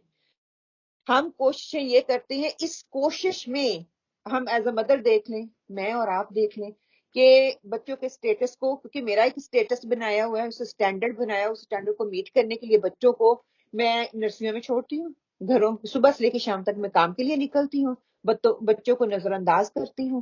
دیکھیں تھوڑی سی کمائی کی خاطر یا تھوڑی سی خواہش کو پورا کرنے کی خاطر جو میں بچوں کو نظر انداز کر رہی ہوں، اس کے اثرات نظر آ رہی ہیں نا اب ہمیں، کیا نظر آ رہے ہیں؟ میں تو کام کام کام تھکی ہری جب گھر آتی ہوں ان کو ڈانٹ کے لاؤ تو میں نے کچھ دیا ہی نہیں، پیار محبت تو دی نہیں ہے، اس کے نتیجے اب کیا نکل رہے ہیں؟ جو میں نے ان کو دیا وہی میرے ساتھ وہ کر رہے ہیں۔ ان کو نہیں پتا میں بوڑھی ہوں، ان کو نہیں پتا میری کوئی خواہش ہے، ان کو ان کی اپنی ضروریات ہیں، وہ اولڈ ہاؤس جا کے چھوڑ آتے ہیں، ہے نا؟ کہ اللہ سبحانہ تعالیٰ نے بچوں کے ساتھ وقت کم اجرت والی ملازمت پر سیکریفائز نہ کریں، چند پیسوں کی کوڑی کے مول نہ بچوں کو بیچیں، یہ ہمارا مستقبل ہے، آج میں جو ان کے اندر بیج بو دوں گی وہ آگے نظر آئے گا، وہ ہم ادھر دعا مانگنے میرے لیے صدقہ جاریہ بنا، اس کے لیے ایفرٹ میں کتنی کر رہی ہوں نا، میری آنکھوں کی ٹھنڈک بنا، اس کے لیے میں نے کتنا وقت ان کے ساتھ گزارا جو میری آنکھوں کی ٹھنڈک بنے، اور جب وہ جوانی کو پہنچ جائے تو پھر کہتے ہیں تو نماز نہیں پڑھتا، تو یہ نہیں کرتا، تو یہ نہیں کرتا، تب وہ کرے گا؟ عادت تو اس کی بچپن میں بنانی تھی، تو ہم نے بچہ کہہ کے اس کو یہودیوں عیسائیوں کے ہاتھوں میں دے دیا، آپ ان کی لک آفٹر کریں، وہ تو ویسے ہی بنائیں گے نا، انہوں نے تو یہ تو نہیں بتانا تمہارا دین یہ کہتا ہے، وہ لکلی کوئی ہوگا کوئی اپنی وہاں پہ کام کرتی ہوگی تو کہہ دے گی بیٹا کھا رہے ہو تو بسم اللہ پڑھ لو، تھوڑا احتیاط کر لے گی کہ نان مسلموں کے چمچے کے ساتھ اس کی پلیٹ میں وہ چیز نہ جائے، اگر کوئی ہوگی تو وہ بھی تو ہماری بچیاں وہاں پہ کام کر رہی ہوں گی نا، جن کو تربیت گھر سے ملے گی وہی یہ سوچے گی نا، ورنہ وہ بھی نہیں بادر کرتی، وہ تو پیسے سے ہے۔ اور میں اپنی جوانی جو کہ بچوں پہ لگانی چاہیے تھی ان پہ صرف کرتی، ان کا بچپن جو ہے وہ اچھا بناتی تاکہ وہ اچھے نوجوان بنے، اچھی نوجوان بچیاں بنیں، وہ دین کی خدمت کریں، دین کے راستے پہ چلیں، آپ صلی اللہ علیہ وسلم کی راستے یا مشن کو، دین کو دوسروں تک پھیلائیں، وہ تو میں نے کام ختم کر دیا اپنے ہاتھوں سے، صرف ان چند پیسوں کی خاطر۔ اور آج دیکھیں ہر بچی کا ایم یہی ہے، پیسہ پیسہ پیسہ، اس سے ہم تباہ ہو رہے ہیں، اسی کو ہم نے معیار بنا لیا۔ اور عزت کا معیار کیا اللہ تعالیٰ کیا بتاتا ہے؟ اللہ تعالیٰ کہ تم میں سے عزت والا وہ ہے جو متقی ہے، جو اپنے آپ کو بدلنا چاہتا ہے، جو اپنے آپ کو بدل کے آگے زندگی کے راستے پر چلتا ہے، وہ عزت والا ہے، دین کا علم جو حاصل کرتا ہے وہ عزت والا ہے۔ آپ صلی اللہ علیہ وسلم کی اتباع اور اللہ کے رسول کی، اللہ کی اور اللہ کے رسول کی اتباع کرنے والا وہ جو ہے وہ کامیاب ہے۔ ہم نے کامیابی کا معیار کچھ اور ہی بنا لیا، ہم نے دنیا کو آگے رکھ لیا، اس کو کامیابی کا معیار بنا لیا، اپنے نفس کو آگے رکھ لیا، اپنی خواہشات کو دنیا کا معیار بنا لیا۔ اور ذلت کا معیار کیا ہے؟ کہ تکبر، جو ہے نا، کہ تکبر جو ہوتا ہے وہ انسان کو سیلف کانشیس کر دیتا ہے، سیلف سینٹر ہم ہو جاتے ہیں نا، کہ میرے لیے یہ، میرا بچہ، میری گاڑی، میرا بنگلہ، میں ہر بات میں میں نظر آتی ہے، کہ میں جیسے ہم نے پہلے بھی بات کی نا کہ محفل کی شان بن جاؤں، میں جس بھی ہجوم میں جاؤں میری واہ واہ ہو جائے، میں کوئی کھانا بنا کے لے کے جاؤں تو لوگ میری تعریف کریں کہ بہت اچھا کھانا، مطلب ہر چیز میں خود ہی اس کے اندر آنا شروع ہو جاتی ہے۔ اللہ کہتے ہیں ایمان والے جھکنے والے ہوتے ہیں، سجدہ کرنے والے ہوتے ہیں، وہ عاجز ہوتے ہیں، وہ میں تکبر کا رویہ اختیار کرنے والے مومن یا دیندار نہیں ہو سکتے، ان کے اندر وہ تکبر کی وجہ سے سارا آیا ہے، دین سے دوری کی وجہ سے انسان کے اندر تکبر آتا ہے، ذلت کا باعث وہ چیز بنتی ہے، اور جھوٹ بولنے والے جو ہے وہ ذلت کا باعث بنتے ہیں، وہ ان کو ذلت دیکھنی پڑتی ہے دنیا میں۔ کیوں؟ جب ہم جھوٹ بولتے ہیں تو کیسے ہم ذلت دیکھتے ہیں؟ کیا اس کے نتیجہ نکلتا ہے جب ہم جھوٹ بولتے ہیں؟ بہت سی برائیاں، ایک سے 70 جھوٹ ہوتے ہیں تو جھوٹ آ جاتے ہیں. کیپ ایڈنگ بیکاز آپ جھوٹ بول رہے ہیں. حقیقت میں چیز ہوتی ہے آپ کو پتا ہے ایک ہی دفعہ کرنا پڑے گا جو بھی کرنا پڑے. جھوٹ پہ جھوٹ پتہ ہی نہیں ہوتا, بھول ہی جاتے ہیں کیا کہا کیا نہیں. ہاں ایک پہلی بات کو بھول کے پھر دوسری کو گھڑنے کے لیے پھر اس کے لیے نئی اسکیم, پھر اس کے لیے نئی, ایسے آپ اس میں کھبتے چلے جاتے ہیں. وہ ذلت کا شکاری ہوتا ہے. ایک دن جھوٹ کھل جاتا ہے, کبھی بھی نہیں کہ منزل تک وہ پہنچتا ہے جھوٹ, کبھی منزل تک نہیں. وہ اب کیا ہوتا ہے پھر آپ کی بےعزتی ہوتی ہے نا, پھر آپ ذلت کا شکار ہوتے ہیں. پستی سے اٹھا کے بلندی سے اٹھا کے پستی پہ پھینک دیتا ہے. اب دوسروں کی نظروں میں آپ اپنے آپ کو حقیق سمجھنا شروع کر دیتے ہیں. اس کا مقابلہ پھر ڈپریشن, پھر بیماریاں. تو آپ صلی اللہ علیہ وسلم نے کہا تھا نا کہ ایک مومن یا ایک مسلمان سارا کچھ کر سکتا ہے لیکن وہ جھوٹ نہیں بول سکتا. تو آج ہم نے ہر چیز میں جھوٹ بول دیا. بچے کو بچپن سے ہی ہم جھوٹ سکھاتے ہیں. کیسے؟ کوئی مثالیں دیں. مثلا کوئی فون آیا تو ممی کر دیں گے, ہاں 2 روپے کوئی آیا تو ممی کر اور بچہ معصوم بیچارہ وہ سیدھے کہتا ہے ممی کہہ رہی ہے ممی گھر پہ نہیں ہے. اللہ اللہ تو خیر صلاح, ممی نے بولا میں نے بول دیا. وہ ایسے ہی کرتا ہے نا. اور کہاں جھوٹ بولتے ہیں, دیتے نہیں ہیں. ٹھیک ہے ہاں کہ ہم آپ کو کچھ دیں گے تو وہاں پہ دیتے نہیں. اور کیا کرتے ہیں, اور کہاں کا پہ جھوٹ بولتے ہیں. بس 2 ہی جھوٹ بولتے ہیں ہم زندگی میں, یہ تو بولتے ہی نہیں ہے. ہمیں خود ہی کانشیس نہیں ہوں گے کہ ہم ہر قدم پہ جھوٹ بولتے ہیں. دیکھیے ہمیں وہ جھوٹ لگتا نہیں ہے, اس کا مطلب نا ہمیں وہ جھوٹ لگتا ہی نہیں ہے. ہمیں سوچنے پہ 2 چیزیں بس سامنے آ رہی ہیں. سبحان اللہ, کیوں عادت بنا ہوا ہے ہماری, وہ عادت بنی ہے. ہاں کسی سے رستے میں ملتے ہیں تو ہم کیا کہتے ہیں, ہاں کیا کہتے ہیں, پہلے تو بتاؤں گی نہیں کہاں جا رہی ہوں, ہے نا. اگر بتا بھی دیا تو پھر اس میں بھی جھوٹ ہوگا. بتا دوں گی کئی دفعہ کہ اس میں بھی جھوٹ بول لوں گی. پھر آپ آئے میرے گھر, ہاں میں ضرور آؤں گی, پرومس کر لیا, وہ بھی جھوٹ ہے نا. جھوٹی امید جھوٹ. ہاں انشاءاللہ وقت ملا تو ضرور آؤں گی. اگر میں کہوں میں کل آؤں گی, ایک تو وعدہ خلافی, ایک جھوٹ. کل کبھی آتا ہی نہیں ہے. یہ جو ہم نے لفظ بھی ذہن میں نہیں رکھے, ماشاءاللہ انشاءاللہ ماشاءاللہ. سنت کو چھوڑ دیا تو ہم دنیا کے بندے بن کے رہ گئے نا. ہر کام کو دیکھیے سنت کے مطابق کریں گے نا تو اجر تو ملنا ہی ہے. اس اجر کی برکت بھی نظر آتی ہے, رحمت بھی ہوتا ہے. ہم دنیا کے سٹیٹس کو کر لیا, کہتے ہیں وہ غیار دین میں رہتے رہتے ان کا غیار کے رسم و رواج ہی اپنا لیے, اسی کو ہم سٹیٹس سمجھ بیٹھے. کہ عزت کی چاہت ہوگی تو غیر مسلموں سے نہیں چاہی جائے گی. ہم نے چاہا غیر مسلم ہمیں عزت دیں, وہ دیں گے عزت آپ کو. ابھی اگلی آیت آ جانی ہے, وہ کبھی بھی نہیں آپ کو عزت دیں گے. جتنا مرضی کر کے دیکھ لیں ان کی خوش آمدیں. کیا ہم یہی کرتے ہیں نا, آگے پیچھے ان کے پھر رہے ہیں, وہ نہیں آپ کو عزت دیں گے. اگر قرآن نے کہہ دیا ہے کہ وہ ان کی دوستی جو خطرے سے خالی نہیں ہے, وہ تمہاری عزت نہیں کریں گے, وہ کبھی عزت نہیں کریں گے. اللہ ہمارے بچوں کو اس چیز کو سمجھا دے, آمین, کہ وہ عزت نہیں کرنے والے. تو ان جیسے کپڑے ہم نے پہنے, ان جیسا لائف سٹائل ہم نے کرنا ہے, ان جیسا سٹیٹس بنانا ہے, ان جیسا ہم نے بولنا ہے, ویسی بول چال کرنی ہے, ویسے ہی ہم نے اٹھنا بیٹھنا ہے. ہر چیز کو وہ ویسے ہی اپناتے جا رہے ہیں, کرتے جا رہے ہیں. لے لیں عزت, نہیں ملے گی. عزت نہیں ملے گی. عزت تبھی ملے گی جب ہم اللہ تعالیٰ کے قوانین کی احترام کریں گے, اللہ سبحانہ تعالیٰ کے آگے سماعتات کریں گے, آپ صلی اللہ علیہ وسلم کی سنت کو اپنائیں گے. عزت ہمیں تبھی ملنے والی ہے, ویسے ہمیں عزت نہیں ملے گی. ہماری عزت کا, ذلت کا, عزت کا, فتح کا, کامیابی کا جو مرضی ہم اسٹینڈرڈ میں معیار بنا لیں وہ نہیں ہے. لا يتخذ المؤمنون الكافرين اولیاء من دون المؤمنین ومن يفعل ذلك فليس من الله في شيء إلا أن تتقوا منهم تقاه وَيُحَذِّرُكُمُ اللَّهُ نَفْسَهُ وَإِلَى اللَّهِ الْمَصِيرُ. کہ مومنوں کو چاہیے کہ ایمان والوں کو چھوڑ کر کافروں کو اپنا دوست نہ بنائیں. جو ایسا کرے گا وہ اللہ تعالیٰ کی کسی حمایت میں نہیں, مگر یہ کہ ان کے شر سے کس طرح بچاؤ مقصود ہو, اور اللہ تعالیٰ خود تمہیں اپنی ذات سے ڈرا رہا ہے, اور اللہ تعالیٰ ہی کی طرف لوٹ کر جانا ہے. تو اللہ تعالیٰ نے کیا معیار یہاں پہ دے دیا کہ دوستوں کو, کافروں کو دوست نہیں بنانا.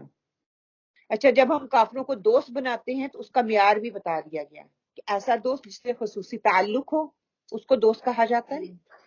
پھر ایسی دوستی جن کے نتیجے میں دو آدمیوں کا مقصد زندگی اور نفع اور نقصان ایک ہو جائے، اس دوستی سے ہمیں منع کیا گیا کیونکہ اس سے بچ کے رہنا ہے. پھر کفار سے قلبی دوستی میں اتنی شدت کیوں، جب ہمیں قرآن نے کہہ دیا کہ نہیں، لیکن اس کے باوجود ہمیں ان کے کفار کے ساتھ قلبی دوستی ہے. ہم چاہتے ہیں کہ ان کے بغیر جو ہے ہمارا کچھ نہیں ہو سکتا. کیوں؟ کیونکہ جو کافر ہے نا وہ قرآن اور اسلام کے خلاف ہے. وہ کفر کو غالب کرنا چاہتے ہیں، وہ دین کو تو غالب نہیں کرنا چاہتے، وہ قرآن کو غالب نہیں کرنا چاہتے، وہ اللہ کے دین کو غالب نہیں کرنا چاہتے، وہ اپنے کفر کو غالب کرنا چاہتے ہیں. جب کہتے نا خربوزے کو دیکھ کے خربوزہ رنگ پکڑتا ہے، کیسے پکڑتا ہے؟ آہستہ آہستہ ہی پکڑتا ہے نا. بری عادتیں کیسے آتی ہیں؟ آہستہ آہستہ ہی آتی ہیں، وہ یکدم تو نہیں. لیکن وہ کیا کرے گی؟ جس دین پہ وہ ہے اسی دین پہ آپ آ جاؤ گے. دوستی کا معیار کیا بتایا گیا کہ جیسا دوست آخرت میں ویسا ہی وہ اس کا دوست اٹھایا جائے گا نا. دوستی کی بنیاد پہ دوست کی پہچان ہوگی. تو کیا ہے، دوستی بہت امپیکٹ ڈالتی ہے. اگر جو بات نہیں آتا تو اللہ تعالیٰ کے ساتھ کوئی رشتہ اس کا تعلق نہیں ہے. اگر جو بات نہیں آئے گا نہ کرو، کرتے رہو. پھر اللہ تعالیٰ کہتے ہیں میرا اس کے ساتھ کوئی تعلق نہیں ہے.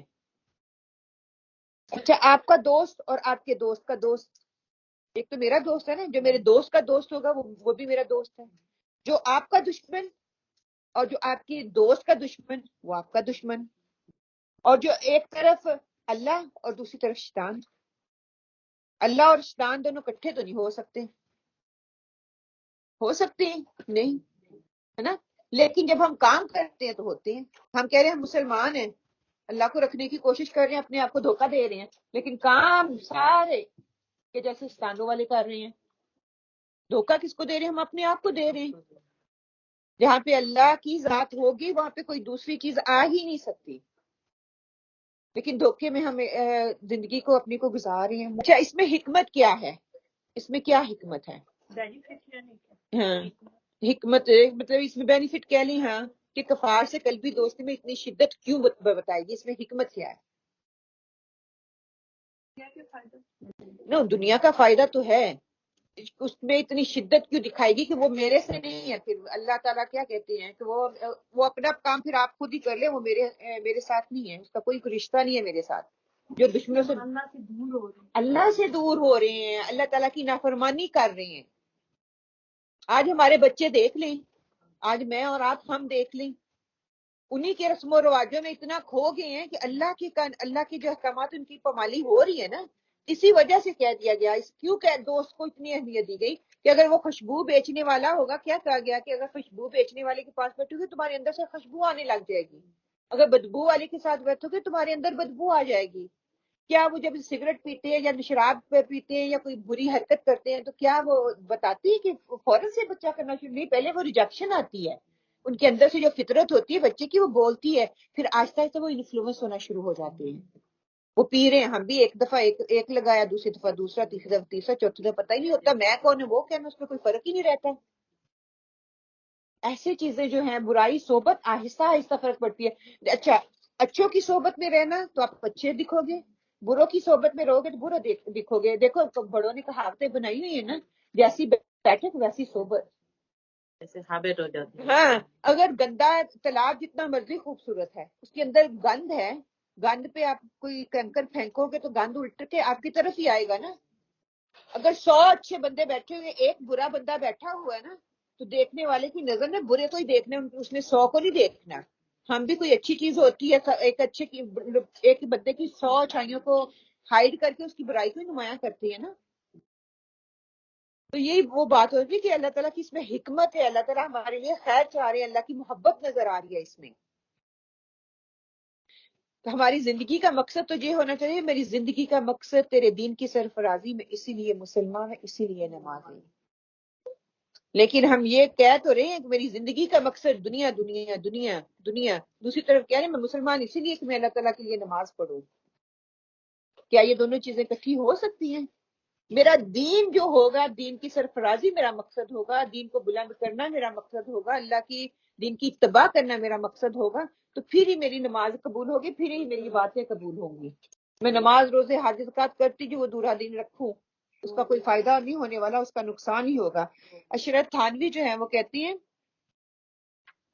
کہ تعلقات جو ہے نا جہاں پہ یہاں پہ منع کیا جا رہا ہے اس کی اقسام ہے۔ اس کی کیا اقسام ہے؟ قلبی تعلق ہے، ہمدردی اور خیر خواہی کا تعلق ہے، دوستانہ برتاؤ۔ یہ تینوں جو ہیں ڈفرنٹ کیٹیگریز ہیں۔ جو دلی تعلق ہے اس کو موالات کہا جاتا ہے، ٹھیک ہے۔ موالات معاملات میں یعنی کہ یہ کہ اعلیٰ درجے کی دوستی ہوتی ہے جس میں دلی تعلق، لگاؤ اور محبت پائی جاتی ہے، اور اس میں اعلیٰ درجے کی دوستی آ جاتی ہے۔ یہ جو ہے نا اس کو منع کیا گیا، یہ کافروں سے روا نہیں ہے، کیونکہ یہ تمہارے دین، وہ اپنے دین کی طرف، ہمارے دین سے ہٹا کے وہ اپنے کفر والے دین پہ لے جائیں گے، کفر کی طرف آپ کو لے جاتے ہیں، وہ آپ کو انفلوئنس کرتے ہیں، وہ آپ کو اللہ کی نافرمانی پہ ابھارتے ہیں، وہ چاہتے ہی نہیں ہے کہ آپ دین پہ رہیں، یہی ان کا مقصد ہے، وہ اس میں کامیاب ہو جائیں۔ دلی دوستی۔ دوسری دوستی جو ہوتی ہے مدارات، اس کو کہا جاتا ہے خیر خواہی اور ہمدردی کی دوستی، جس کو ہم دعویٰ بھی کہہ لیتے ہیں آج کے دور میں، ٹھیک ہے۔ کیا اس میں دلی تعلق تو نہیں ہوتا، اس میں بس خوش اخلاقی سے پیش آنا ہوتا ہے دوسرے بندوں کے ساتھ، یہ کافروں کے ساتھ کیا جا سکتا ہے۔ ہو سکتا ہے وہ آپ کا اخلاق دیکھ کر اسلام لے آئیں، ہو سکتا ہے آپ کے بول چال سے وہ ان کے دل میں تھوڑی نرمی پیدا ہو جائے، ہو سکتا ہے کہ آپ ان کے ساتھ اچھے معاملات کریں، وہ بھی دین کی طرف آ جائیں۔ گفٹ تحفے تحائف کیوں ہم دیتے ہیں، دعویٰ کیوں کریں، یہی دعویٰ ہے نا۔ آپ صلی اللہ علیہ وسلم کی دعوے کی مثالیں یاد کریں کتنی ہیں۔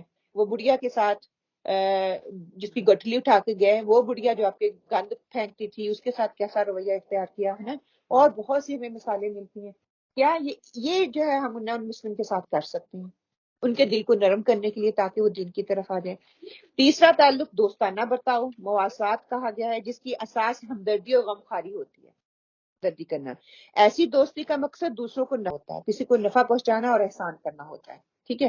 ایسی دوستی اسی حالت میں جائز ہے، کہتے ہیں کہ جب مسلمانوں کے وہ خیر خواہ ہوں، مسلمانوں کے وہ ہمدرد ہوں، مسلمانوں کو کوئی نقصان نہ پہنچانا چاہتے ہوں، ایسے لوگوں کے ساتھ احسان بھی کیا جا سکتا ہے، ان کو نفع بھی پہنچایا جا سکتا ہے، ان کا فائدے کا بھی بنا جا سکتا ہے، کیونکہ ہمیں ان کے کوئی نقصان نہیں ہے۔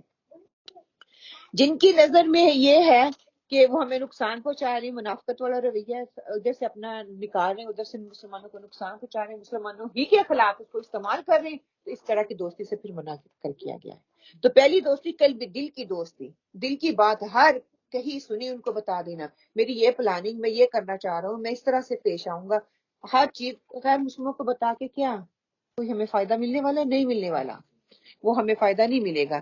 پھر کیا انفرادی اور اجتماعی خطاب یہاں پہ بتا دیا گیا، کوئی مومن کسی کافر کو دوست نہ بنائے۔ اگر میں اور آپ، ہم اپنے آپ کو مومن کہتے ہیں تو پھر ہم اپنی دوستی کا معیار بھی دیکھ لیں، ہماری دوستی کا معیار کیا ہے، ہمارے بچوں کی دوستی کا معیار کیا ہے۔ ہمارے بچوں کو ان کی دوستی زیادہ عزیز ہے ماں باپ سے،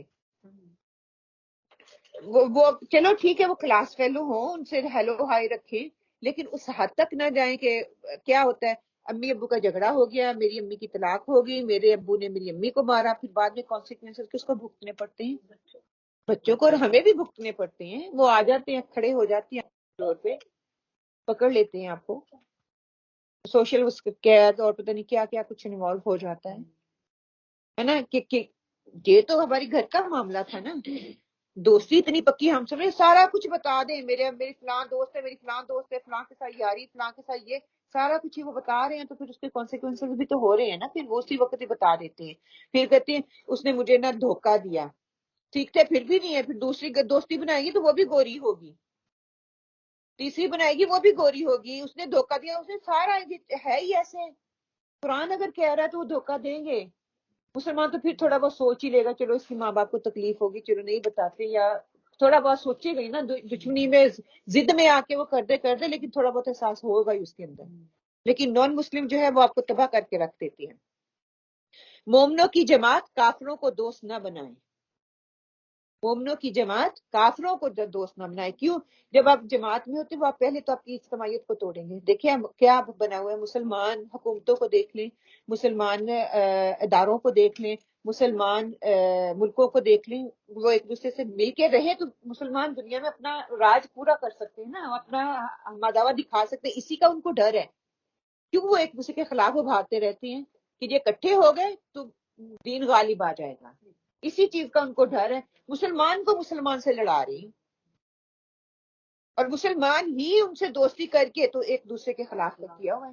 آج پوری دنیا میں ہم دیکھ لیں مسلمان کتنے غالب ہیں، دوسرا ایک مسلمان کنٹری دوسرے مسلمان کنٹری کے خلاف ہے. مومنوں کی حکومت کافروں کی حکومت کو دوست نہ بنائے. اور ہم اپنا دیکھ لیں، اپنے آپ کا جائزہ لے لیں، ہماری حکومت جو ہے کس کے ہاتھوں بکی ہوئی ہے. وہ ہم کسی کو نام نہیں کہتے لیکن غیر مسلموں کے ہاتھوں بکی ہوئی ہے نا. اپنا کوئی ڈیسیژن نہیں ہے، اپنی کوئی عقل نہیں ہے، اپنی عوام جن کے اتنوں کا اللہ تعالیٰ نے ان سے جواب دہی کرنی ہے، ان کی کوئی پرواہ نہیں ہے. بس میں ہر ایک کو میں نہیں لگی ہوئی ہے، کوئی کسی کا خیر خواہ نہیں ہے. کسی بھی مسلم کنٹری میں دیکھ لیں، کوئی 100 میں سے ایک آدھ شاید نظر آئے گی جو تھوڑی بیٹھی ہوئی ہے، جو اپنے آپ کو کہہ رہی ہے کہ ہم اللہ کے قانون کی پابندی کرنے والے، ہم ان کے آگے بکنے والے نہیں ہیں. تو وہی کامیاب بیٹھے ہوئے ہیں سکون سے. بیٹھنے ان کو بھی نہیں دیا جا رہا. قطر کا دیکھ لی مثال. ہاں اگر وہ ان کے انفلوئنس میں آتے تو کر لیتے، کر سکتے تھے، کبھی بھی نہیں. اور انہوں نے واقعی وہ غیرت سے جی رہے ہیں، وہ کبھی کسی سے مدد نہیں لے رہے. ہاں ان کو پتا چل گیا کہ اگر یہ کام اس کنٹری نے کر لیا کل کو دوسری کنٹری بھی کرے گی. تبھی تو یہ ڈر رہے ہیں. ہاں کہ اس کی طاقت کا، اسلام کی طاقت کا ان کو پتا ہے. اندر سے کمزور کر رہے ہیں. جی تبھی وہ اندر سے کمزور کر رہے ہیں. اس کی یہی وجہ ہے کہ وہ مسلمان کے خلاف کر دیتا ہے. مرد کو مسلمان مومن جو ہے جماعت کو توڑ کے رکھ دیتا ہے اگر ان کے ساتھ دوستی ہوتی ہے، کیونکہ وہ جو فیصلے کرنے والے ہیں، جو وہ آگے کی پلاننگ کرنے والے ہیں، اس کے بارے میں بتائے گا. اوبیسلی دوست ہے، دوست کو پھر ٹرسٹ کرتے ہوئے ہم ہر بات اس کے ساتھ شیئر کرتے ہیں. جب اس کے بعد شیئر کریے کیا وہ آپ کا فرما بردار بن کے رہے گا؟ کبھی بھی نہیں. وہ تو آپ کو ترقی چاہے گا ہی نہیں. اسی وجہ سے منع کر دیا گیا کہ ان سے جو ہے دوستی نہ کرو. پھر کیا ہے کہ اس آیت کی روشنی میں ہم آس پاس کا جائزہ لے لیں کہ واقعی ہم ایسا کرتے ہیں، ایسا ہو رہا ہے. ہماری دوستیاں کافروں کو دوست ہم بنا رہے ہیں، اس کا نتیجہ کیا نکل رہا ہے؟ دین سے دور ہو رہے ہیں. اور کیا بن رہا ہے؟ ماں باپ سے دور ہو رہے ہیں، نسلیں تباہ ہو رہی ہیں، دین داؤ پہ لگا ہوا ہے. اللہ کا دین ہے، اللہ نے اس کی حفاظت کرنی ہے، لیکن ہمارے بچے ہمارے لیے صدقہ جاریہ کہ ہم ادھر دعائیں مانگ رہے ہیں تو کس کے ہاتھوں میں ہم دے رہے ہیں؟ اس کے رزلٹ کیا نکل رہے ہیں؟ ہاں اس کے بعد یہ نسل جو ہے نا وہ ہمارے ہاتھوں میں. اگر اہل ایمان کی آپس میں دوستی اور محبت کے فائدے ہم دیکھ لیں تو پھر یہ ہل کے رہ جائے نا. دو بندے اگر اب مسلمان آپس میں اختلاف نہ کریں، آپس میں انہی کے اندر چاکی ڈال کے انہی کے گروہ کو تباہ کر رہے ہیں، انہی کی اتحادیت کو تباہ کر رہے ہیں، انہی کی جماعت کو تباہ کر رہے ہیں، تاکہ وہ آپس میں لگے رہیں، جو مقصد کے لیے بھیجا ہے وہ مقصد سے ہی ہٹ جائیں. اور دیکھیے ہم لگے ہوئے ہیں، مقصد سے ہٹے ہوئے ہیں، اور اپنی جواب دہی جو ہے اس کو بھولے ہوئے ہیں کہ ہم نے ان ساری چیزوں کی جواب دہی جا کے کرنی ہے. پھر اللہ سبحانہ و تعالیٰ پر توکل اور بھروسہ کرنے کے فوائد جو ہیں، پھر اللہ تعالیٰ نے ہم پیچھے آیت میں پڑھ لیا نا، اللہ تعالیٰ نے کس طرح پھر مسلمانوں کی مدد کی. توکل کریں، اسباب کا استعمال کریں. اگر ہم کمزور ہیں تو اللہ تعالیٰ خود ہی ہمت ڈال دے گا. اگر ہم نہیں کریں گے، اپنے بل بوتے پہ دیکھنے کی کوشش کریں گے، تو پھر اپنے بل بوتے پہ ہم کچھ نہیں کر سکتے. اللہ پہ یقین اور توکل کو مضبوط کرنا پڑے گا اور وہ دکھانا پڑے گا.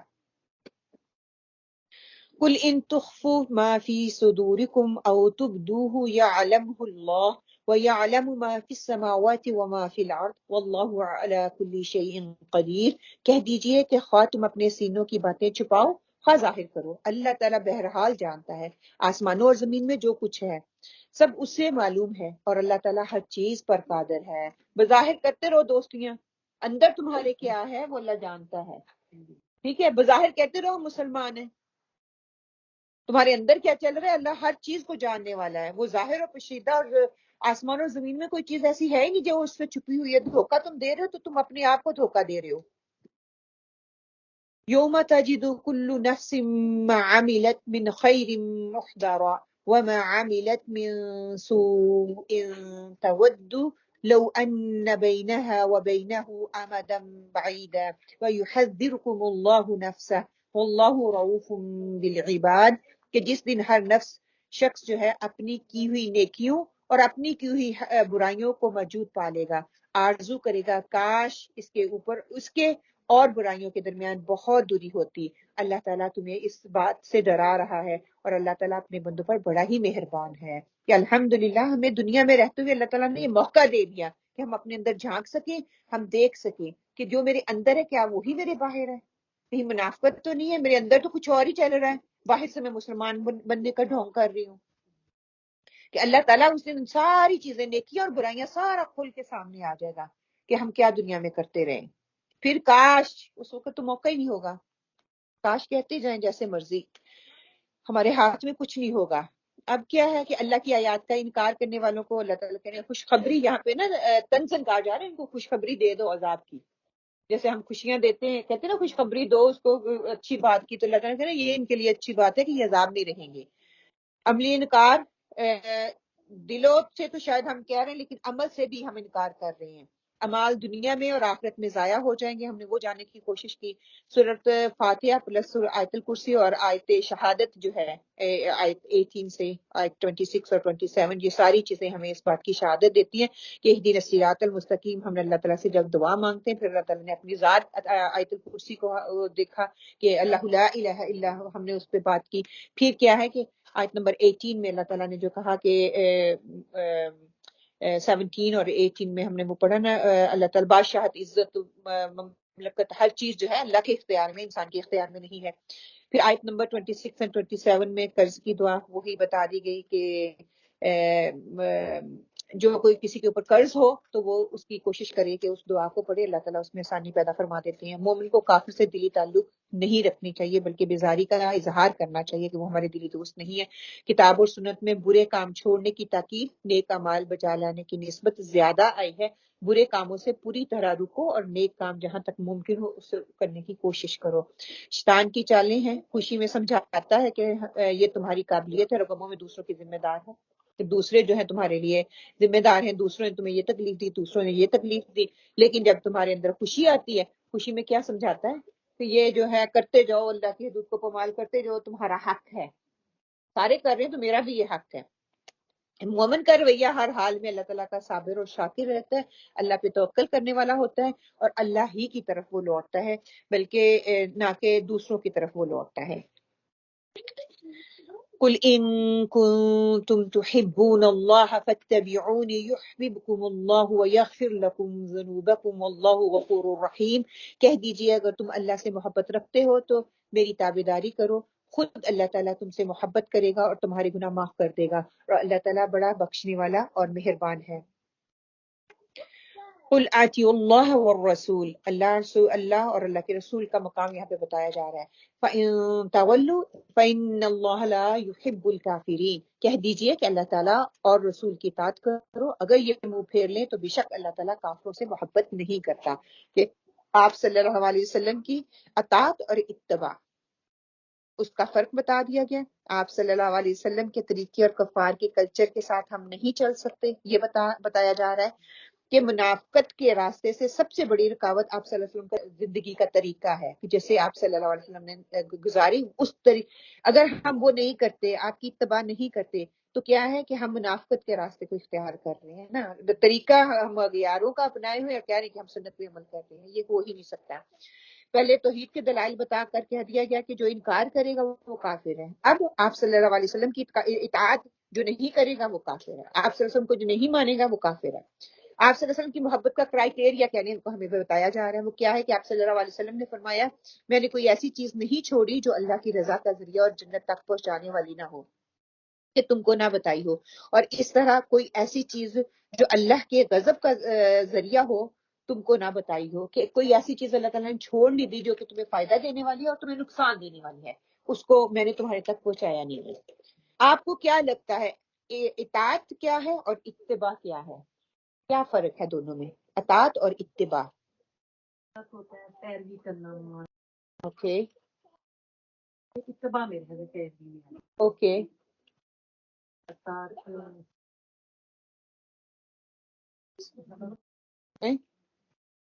جو انہوں نے بتایا۔ اوکے، اتباع ہوتی ہے خاص لوگوں کا یہ درجہ ہے، اتباع وہ ہوتی ہے کہ فٹ سٹیپ، تو قدم ایک دوسرے کے پیچھے چلتی ہے نا، کہ کسی کے نقشے قدم پر چلنا اتباع ہے۔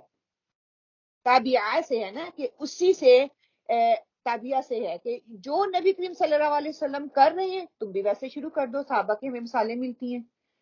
بٹن کھلا دیکھا تو انہوں نے بھی کرنا شروع کر دیا. ٹھیک ہے، آپ نے ہاتھ سے کھانا شروع کیا تو انہوں نے بھی شروع کر دیا. کہ جو آپ صلی اللہ علیہ وسلم نے کیا اس کو ایز اٹ از فالو کرنا. آج کے دور میں ہم دیکھ لیں بچے نماز پڑھنے کے لیے کھڑے ہوتے ہیں، کوئی بھی کام کرتے ہیں تو وہ سائمہ کی چھوٹی مجھے یاد آ رہی تھی جب میں تیاری کر رہی تھی، تو وہ نماز کے لیے مجھے کل آ کے کہتی کہ میں نے آپ کے ساتھ نماز پڑھنی ہے، اور یقین کرو میں ایسے کر رہی ہوں تو ایسے کر رہی ہے، میں ایسے ایسے کر رہی ہوں تو وہ میری طرف دیکھ رہی ہے، جو میں کر رہی ہوں ویسے ہی کر رہی ہے. تو دس از کاپی، اتباع، ایز اٹ از کرنا. ہاں یہ خاص لوگوں کا کام ہے، ہر ایک نہیں اس کو کر سکتا. دعوت کا کام آپ صلی اللہ علیہ وسلم نے کیا، ہر کوئی نہیں کر سکتا. آپ صلی اللہ علیہ وسلم نے پہلے دنیاوی کام کیے، بعد میں بھی کرتے رہے، تجارت پہلے کرتے رہے، لیکن جب آپ صلی اللہ علیہ وسلم کو نبوت دے دی گئی، آپ نے پھر اللہ تعالیٰ کی دعوت کا کام شروع کر دیا. اپنی تجارت بھی بند کر دی، اپنے گھریلو کام کرنے بھی جس طرح سے پہلے کرتے تھے ویسے کرنے بند کر دیے. آپ صلی اللہ علیہ وسلم نے ساری زندگی جائیداد نہیں بنائی، نہ بنائی، یہ اتباع ہے. آپ صلی اللہ علیہ وسلم نے اپنا مکان نہیں بنایا، آپ بھی نہ بنائے، یہ اتباع ہے. ٹھیک ہے. اچھا یہ سارے نہیں کر سکتے تو کوئی بات نہیں، اطاعت تو کرو. اتباع نہیں کر سکتے، اطاعت تو کرو. اطاعت کہتی ہے کہ خوشی سے آؤ یا تم ناخوشی سے آؤ. عام لوگوں، عام میں اور آپ جس میں ہم آ جاتے ہیں. ٹھیک ہے، ہم اتباع کے قابل ہی، ہم اطاعت کرنا شروع کر دیں کہ تا واو نون سے ہے. جب کوئی حکم دیا جائے تو اس کو خوشی سے کرنا، اس کو ماننا. اطاعت ہم سب پہ فرض ہے، اتباع فرض نہیں ہے. کریں گے تو اچھی بات ہے، بہت اونچا درجہ ہے. جیسے مکان ہے، آپ کے پاس پیسے ہیں، حق حلال کے ہیں تو بنا لو، تمہاری ضرورت ہے.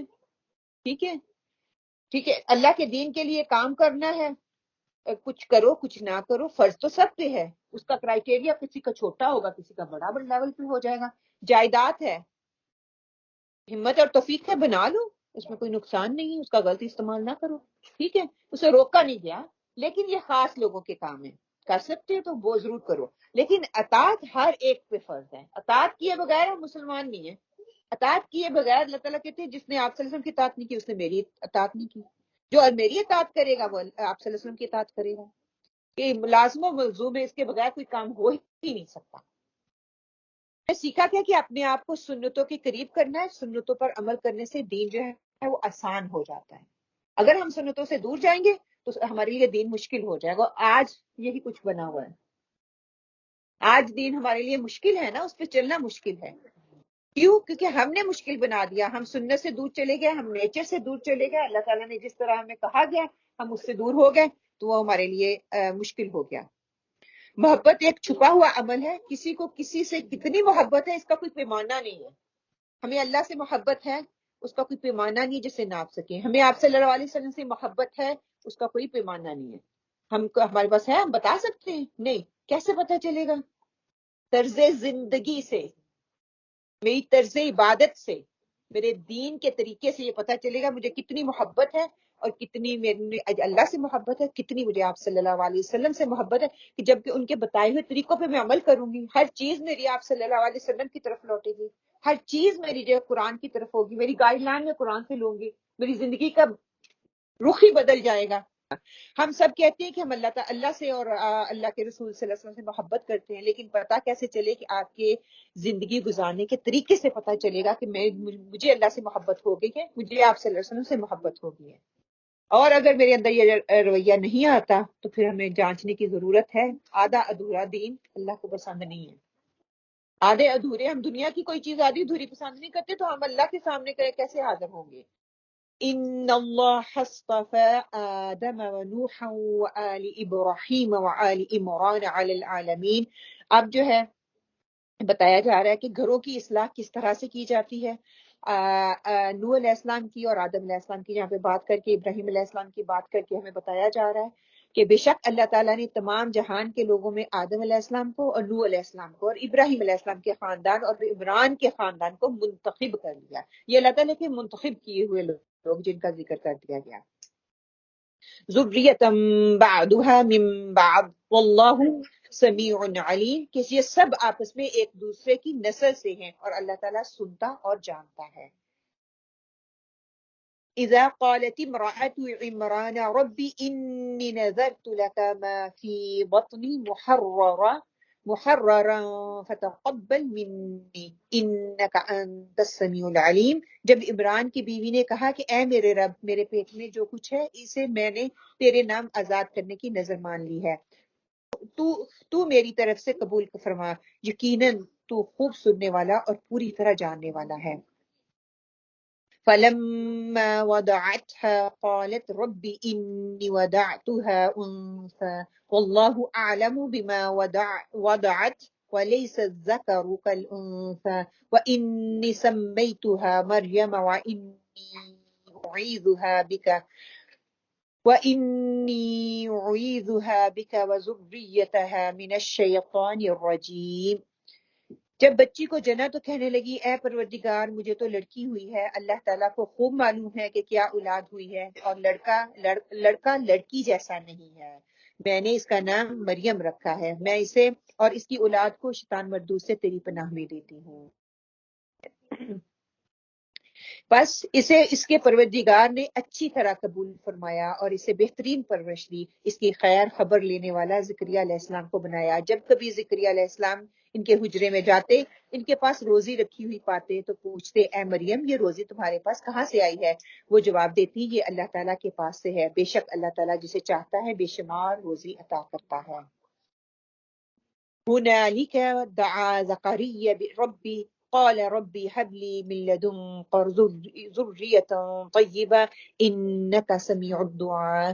اسی جگہ زکریا علیہ السلام نے اپنے رب سے دعا کی، کہا اے میرے پروردگار مجھے اپنے پاس سے پاکیزہ اولاد عطا فرما، بے شک تو دعاؤں کا سننے والا ہے.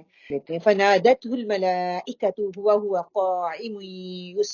قائم يصلي في المحراب أن الله يبشرك بيحيى مصدقا بكلمات من الله وسيدا وحصورا ونبيا من الصالحين. بس فرشتوں نے انہیں آواز دی جب وہ حجرے میں کھڑے نماز پڑھ رہے تھے کہ اللہ تعالیٰ تجھے یحییٰ کی یقینی خوشخبری دیتا ہے جو اللہ تعالیٰ کے کلمے کی تصدیق کرنے والا ہے، سردار ضبط نفس اور نبی ہے نیک لوگوں کے ساتھ. قال رب ان يكون لي غلام وقد بلغني الكبر وامرأتي آكر قال كذلك الله يفعل ما يشاء. کہنے لگے اے میرے رب میرے ہاں بچہ کیسے ہوگا، میں بالکل بوڑھا ہو گیا ہوں اور میری بیوی بانجھ ہے. فرمایا اسی طرح اللہ تعالیٰ جو چاہے وہ کرتا ہے. قال رب اجعل لي آيات قال آياتك ألا تكلم الناس 3 أيام إلا رمزا واذكر ربك كثيرا وسبح بالعشي والإبكار. کہنے لگے پروردگار میرے لیے اس کی کوئی نشانی مقرر فرما دیجئے. نشانی یہ ہے کہ 3 دن تک تو لوگوں سے بات نہ کرے گا، صرف اشارے سے سمجھائے گا، تو اپنے رب کا ذکر کثرت سے کر اور صبح و شام اس کی تسبیح کر. اچھا ان آیات کو پڑھ کے کیا سمجھ آیا؟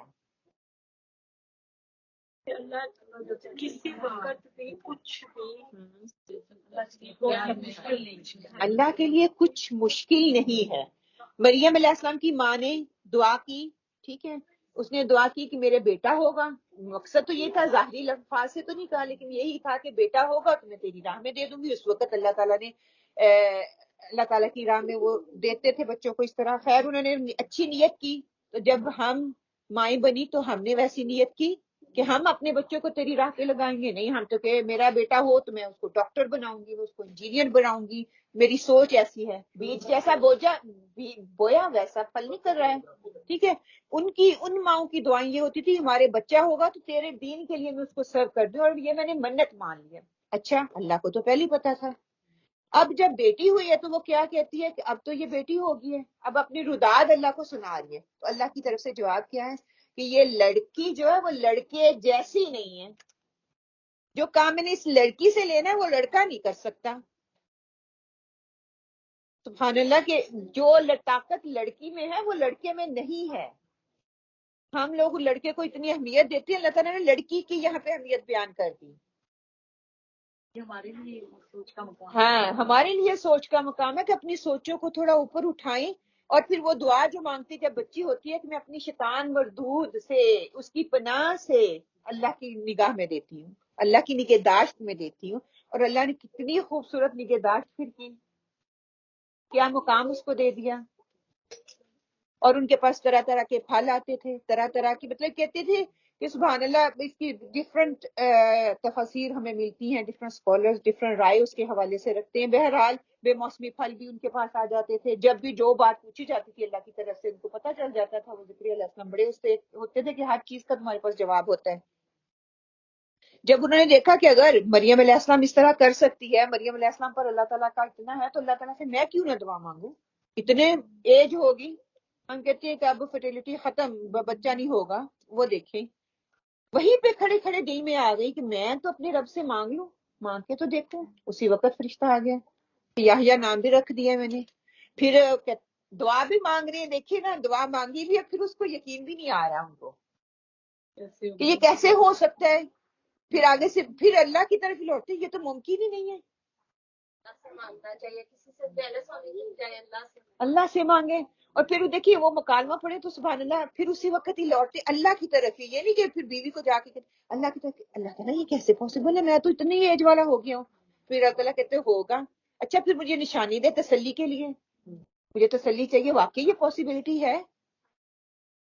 پھر اللہ تعالیٰ نے کہا کہ کیا کرو کہ اللہ تعالیٰ ضرور تمہیں نشانی دے رہا ہے، 3 دن تک تم بات نہیں کرو گے لوگوں سے، اور پھر کیا اشارے سے ہی کرو گے، اشارہ ہی کرو گے. اس دوران جو ہے تم نے صرف اشارے ہی نہیں کرنے بلکہ کثرت سے میرا ذکر کرنا ہے، صبح و شام اس کی تسبیح بیان کرنی ہے. تو کیا ہمیں سمجھ آ رہی ہے کہ جب اللہ تعالیٰ ہمیں خوشیوں سے نوازے، جب اللہ تعالیٰ ہمیں نعمتیں دے، اللہ کی حدود کو پامال نہیں کرنا، اللہ کی حدود کو توڑنا نہیں ہے کہ مجھے اب خوشی مل گئی ہے. اللہ کی حدود، اللہ کی تسبیح بیان کرنی ہے، اللہ کے آگے سجدہ ریز ہونا ہے، اللہ کا شکر ادا کرنا ہے. اور وہی نہیں، صبح و شام اس کی تسبیح بیان کرنی ہے کہ اللہ تعالیٰ تو نے یہ موقع دیا، اللہ تعالیٰ تو نے مجھے اس قابل سمجھا. تو ہم وہی غم میں تو شاید ہم کبھی نہ کبھی اللہ کا ذکر کر ہی لیں، خوشی میں اللہ کی حدود کو پامال کرتے ہیں، خوشی میں اپنے دین کو خراب کرتے ہیں، اور خوشی میں اس بات کا خیال ہی نہیں رکھتے کہ آج یہ کون سا روز روز ملی ہیں ہمیں خوشیاں، آج تو ملی ہے، خوب عیاشیاں کرو. اللہ تعالیٰ پھر کہتی ہے نا کہ میں تمہیں تمہاری رسی ڈھیلی کر رہا ہوں. پھر جب یکدم کھینچوں گا، دیکھیے کتے کو لیڈ پہ رکھا ہوا ہوتا ہے، جب وہ یکدم کھینچتا کیا کرتا ہے، رک جاتا ہے اس طرح کر کے نا. تو اللہ تعالیٰ نے ہمیں بھی وہ رسی کھلی چھوڑی ہوئی ہے کہ کتنی دیر تک، ایک دن پکڑا جائے گا. جب پکڑا جائے گا تو پھر تمہارے ہاتھ کچھ نہیں آئے گا سوائے حسرت کے. پیچھے پڑھ لیا نا کہ کاش ہمیں واپس لوٹایا جائے، کاش ہم یہ نہ کرتے. تو then it's too late. ابھی موقع ہے ہمارے پاس کہ ہم دنیا میں رہتے ہوئے اللہ تعالیٰ کی تسبیح بیان کریں، اللہ تعالیٰ کا ذکر بیان کریں. جتنی نشانیاں ہیں اللہ تعالیٰ ہمیں دکھا رہا ہے، اس کو دیکھ کے اللہ کی تسبیح بیان کریں کہ اللہ تعالیٰ نے جو چیزیں ہمیں دکھا دی ہیں. اور پھر یہ جو بات یہاں پہ بتائی گئی ہے نا کہ حصار کرنا، کہ حجرے کے باہر وہ کھڑے ہوئے تھے کہ یحییٰ علیہ السلام کی جب خوشی ملی جو اللہ تعالیٰ کے کلمے کی تصدیق کرنے والا تھا، کیا انہوں نے کیا سردار ضبط نفس اور وہ سردار ہوگا، وہ غیرت مند ہوگا، وہ اپنی نظروں کی حفاظت کرنے والا ہوگا اور نیک صالحین لوگوں میں سے ہوگا. ایک نبی کو آنے والے نبی کی اس کی جو ہے بشارتیں بتا دی ہیں کہ اس کی نظر میں حیا ہوگی، وہ اپنی نظروں کو اوپر اٹھا کے نہیں دیکھنے والا ہوگا، وہ اللہ کی حدود کی پاسداری کرنے والا ہوگا. اور اس سے پہلے دیکھ لیں جب دعا کی جا رہی ہے تو کیا کہہ رہی ہیں کہ مجھے پاکیزہ اولاد عطا فرما. ہم کیا کہتے ہیں مجھے بیٹا دے، نیک ہو یا نہ ہو، کبھی دعا ہی نہیں کی. تو وہ کہہ رہے ہیں کہ پاکیزہ اولاد عطا فرما، بے شک تو دعاؤں کا سننے والا ہے. پھر مریم کی ماں نے جب یہ دعا کی وہ کیا کہتی ہیں کہ جب بچی کو جنا تو کہنے لگی اے پروردگار مجھے تو لڑکی ہوئی ہے، اللہ تعالیٰ تجھے تو خوب پتا ہے کہ کیا اولاد ہوئی ہے، لڑکا یا لڑکی، لیکن میں اس کو شیطان مردود کی پناہ میں دیتی ہوں، تیری پناہ میں دیتی ہوں شیطان مردود سے. جب ہمارے بچے پیدا ہوئے، چلو وہ تو ٹائم نکل گیا، اب ہمارے آگے بچوں کے بچے آئیں گے، تو ہم کیا کرتے ہیں، ہماری بھی یہی دعائیں ہوتی ہیں. ہم بھی ان کو یہ کہتے ہیں کہ اللہ تعالیٰ ان کو شیطان، پہلے تو جب ہم وہ تعلق بناتے ہیں ہمیں دعا سکھائے گی، ہم وہ نہیں پڑھتے، ہمیں وہ پتہ ہی نہیں ہے. پھر جب یہ بچہ آ جاتا تو پھر بھی ہم کہتے ہیں کہ اللہ تعالیٰ اس کو شیطان سے بچا کے رکھنا، اس کو غلط راستوں سے بچا کے رکھنا. اپنی نظر اور نگہداشت تیری نظر میں اور تیری نگہداشت میں دیتے ہیں. جب ہم اس معیار کی نگہداشت اور نظر کو کریں گے نا، آؤ کا فرق رکھتے ہوئے اللہ کی نظر میں دیں گے، تو پھر کیا ہوگا؟ اللہ پھر نگہداشت کرے گا نا. کہ ہمارا تو وہ لیول ہی نہیں ہے. ہمیں تو وہ بیٹا ہو گیا تو دنیا کی بہاریں مل گئی، تو اس کے جیسی تو کوئی دولت نہیں. بے شک اس کے جیسی بچوں جیسی کوئی دولت نہیں ہے دنیا میں، لیکن ان کے لیے دعائیں کرنا، ان کے لیے دعاؤں کو مانگنا اللہ سبحانہ تعالیٰ نے ہی ہمیں سکھایا ہے کہ مجھ سے مانگو، جو مجھ سے مانگے گا وہ کامیاب ہو جائے گا. پھر اس رکوع سے ہم نے کیا سیکھا؟ کہ رسول صلی اللہ علیہ وسلم کی اطاعت کرنی ہے. حدیث کی اہمیت سے ہم نے جاننے کی کوشش کی. جو اللہ تعالیٰ کی آپ صلی اللہ علیہ وسلم کی اطاعت نہیں کرتا وہ اللہ کی اطاعت نہیں کرتا، اور جو اللہ تعالیٰ آپ صلی اللہ علیہ وسلم کی نافرمانی کرتا ہے وہ اللہ تعالیٰ کی نافرمانی کرتا ہے. اتباع اور اطاعت کا فرق معلوم کیا. اللہ سے محبت، نبی صلی اللہ علیہ وسلم کی پیروی اور گناہوں کی بخشش جو ہے ہم نے مانگنے کی کوشش کرنی ہے. اللہ سے محبت ہوگی، آپ صلی اللہ علیہ وسلم کی پیروی ہوگی تو ہمارے گناہ جو ہے بخش دیے جائیں گے. اگر نہیں ہوگی تو گناہوں میں اضافہ ہوتا چلا جائے گا. اللہ کی محبت وہ غفور الرحیم ہے. نیک کام کرنے کے بعد، پوری کوشش کرنے کے بعد پھر کیا کرنا ہے؟ پھر میں نے اللہ تعالیٰ کو کہنا کہ وہ غفور الرحیم ہے. میری نیکیاں مجھے کہیں غلط فہمی میں نہ ڈال دے کہ میں جنت میں جاؤں گی. نیکیوں کرنے میں بھی کمی کوتاہی رہ گئی ہے، وہ لیول کی نہیں ہوئی جس طرح کی ہونی چاہیے تھی. پھر میرا رب غفور الرحیم ہے. اللہ تعالیٰ کی نہ نافرمانی، آپ صلی اللہ علیہ وسلم کی نافرمانی، نہ اتباع کا فرق، نہ مجھے اطاعت کا فرق، اور پھر میں کہہ رہی اللہ غفور الرحیم ہے. چتر بے محال کی طرح میں اپنی لگام میں نے چھوڑی ہوئی ہے، اور اللہ غفور الرحیم ہے. نہیں، اللہ پھر غفور الرحیم. نیکیوں کرنے کے بعد اللہ غفور الرحیم ہے. السمیع العلیم کہ وہ دعاؤں کا سننے والا ہے، نبیوں کو انبیاؤں کو جاننے والا ہے، وہ ہماری نیتوں کو جاننے والا ہے. انبیاؤں نے دعائیں کی، اللہ تعالیٰ نے ان کی سنی، وہ ہماری بھی سننے والا ہے. اللہ تعالیٰ ہی کا یہ قرآن پاک میں آتا ہے نا کہ اللہ تعالیٰ کہتے ہیں میں تمہاری شرط سے بھی قریب ہے. کوئی بھی کسی بھی حال میں مجھے پکارو. کسی خاص موقع یا کسی خاص محفل کو تلاش نہیں کرو، کسی خاص بندے سے جا کے کہنے کی ضرورت نہیں ہے. جب جس حالت میں بھی ہو مجھے پکارو، میں تمہاری دعا کو سنوں گا. پھر آیت نمبر 36 میں حضرت مریم علیہ السلام کی والدہ کی جو دعا ہے وہ ہم نے دیکھی. پیرنٹنگ کے اصول دیکھے کہ جب بھی بندہ کنسیو کرے اس کے لیے دعائیں مانگے، بچہ آ جاتا ہے تو اس کے لیے دعائیں مانگے، اور اس کے بعد پھر اللہ تعالیٰ کے اس پشتان کی پناہ میں اللہ تعالیٰ کی نگہداشت میں دینا ہے، اور اس کے لیے پلاننگ کرنی ہے، اس کی آخرت کی فکر کرنی ہے، اپنی آخرت کی فکر کرنی ہے، اور اس کے لیے پھر دعائیں بھی کرنی ہے. یعنی کہ دعاؤں کے بغیر ہی ایک دفعہ کر دی بس کام ہو جائے گا، بلکہ اینڈ تک دعائیں کرتے رہنا ہے. اولاد کی دعا ہمیں آیت نمبر 38 سے جو سکھا دی گئی. یحییٰ علیہ السلام کی خصوصیات یہاں پہ بتا دی گئی کہ وہ نبی تھے، صالحین میں سے تھے، نفس کو روکنے والے تھے. ہم اپنی اولاد میں کیسی صفات چاہتے ہیں یا آپ نے اور ہم نے فیصلہ کرنا ہے. جن کے بچے چھوٹے ہیں وہ اپنی دعاؤں کو اور زیادہ مضبوطی سے پکڑ لیں، اللہ سے دعائیں کریں، اللہ تعالیٰ ان کو اپنی نگہداشت میں لے لے، اپنی نگاہ میں رکھے، اللہ تعالیٰ ان کو برائیوں سے بچائے. اور اگر جن کے بڑے ہو گئے ہیں تو دعا پھر ایک ہتھیار ہے، ایک مومن کا ہتھیار اس کو کہا گیا. دعا مغز ہے، اپنی دعاؤں کو کبھی نہ چھوڑیں، کبھی بھی لیٹ نہیں ہوا. ہاں، اپنی غلطی کا اعتراف کریں کہ ہم سے غلطیاں ہوئیں، ہمیں خود اتنا علم نہیں تھا تو ہم اپنے بچوں کی اس طرح سے تربیت نہیں کر سکے. ابھی بھی لیٹ نہیں ہوا. آپ اپنے بچوں کے لیے دعائیں کریں، انشاءاللہ اللہ تعالیٰ جو اس کے لیے کوشش کریں، جہد کریں، اپنی نیندوں کو قربان کریں، ان کی صرف دنیاوی ضرورتوں کو پورا کرنے کے لیے نہیں بلکہ ان کی آخرت کو سنوارنے کے لیے. ان کے ساتھ ٹائم اپنا سپینڈ کریں، تھوڑا سا ٹائم لگائیں، ان کے ساتھ بیٹھیں تاکہ ان کو وہ احساس ہو. ماں اور بچے کا جو محبت ہوتی ہے نا، وہ احساس ہوگا تو وہ ہماری قدر کریں گے، وہ ہماری بات کو سنیں گے، وہ ہمارے طریقوں پہ چلیں گے. جب میں ہی اس کو وہ چیز نہیں دکھا رہی تو وہ کبھی سننے والے نہیں ہیں. پھر یہ کہ جب میں دعائیں کروں تو اپنے ساتھ ساتھ دوسروں کے لیے حریص ضرور رہیں، دوسروں کے بچوں کے لیے حریص رہیں، دوسروں کے بچوں کے لیے بھی دعا کریں. کہ کوئی پتہ نہیں، فرشتے کہتے ہیں نا کہ اس نے دوسروں کے لیے دعا کی تو اللہ تعالیٰ اس کے لیے ساری دعاؤں جو ہے اس کے لیے بھی قبول کر لے. اگر میں چاہتی ہوں میرے بچے کے لیے دعا قبول ہو تو میں دوسروں کے بچوں کے لیے کروں، کیونکہ میرا گھر تو اللہ تعالیٰ رحمتوں سے بھر دے گا، لیکن میرا گھر تو صاف ستھرا ہے. اگر باہر گندگی ہوئی تو میرے بچے پہ کوئی فرق نہیں پڑنے والا، وہ اسی انفلوئنس میں چلا جائے گا. باہر بھی اندر ویسا ہو اور اندر بھی ویسا ہو تو پھر ہی اس پہ فرق پڑے گا. کہ اس کے ساتھ جو ملنے بیٹھنے والے ہیں، اس کے جو دوست ہیں، اس کے جو ٹیچر ہیں، اس کی دعا کریں کہ اللہ تعالیٰ نیک و صالح استاد عطا فرمائے، نیک و صالح دوست جو ہے وہ عطا فرمائے. اللہ تعالیٰ ہمیں اس قرآن سے بہترین لینے والوں میں بنا دے.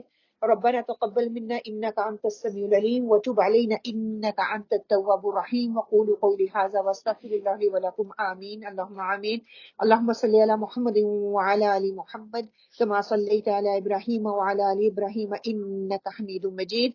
اللهم بارك على محمد وعلى آل محمد كما باركت على إبراهيم وعلى آل إبراهيم إنك حميد مجيد. بسم الله الرحمن الرحيم. الحمد لله رب العالمين الرحمن الرحيم مالك يوم الدين إياك نعبد وإياك نستعين اهدنا الصراط المستقيم صراط الذين أنعمت عليهم غير المغضوب عليهم ولا الضالين آمين. اللهم آمين.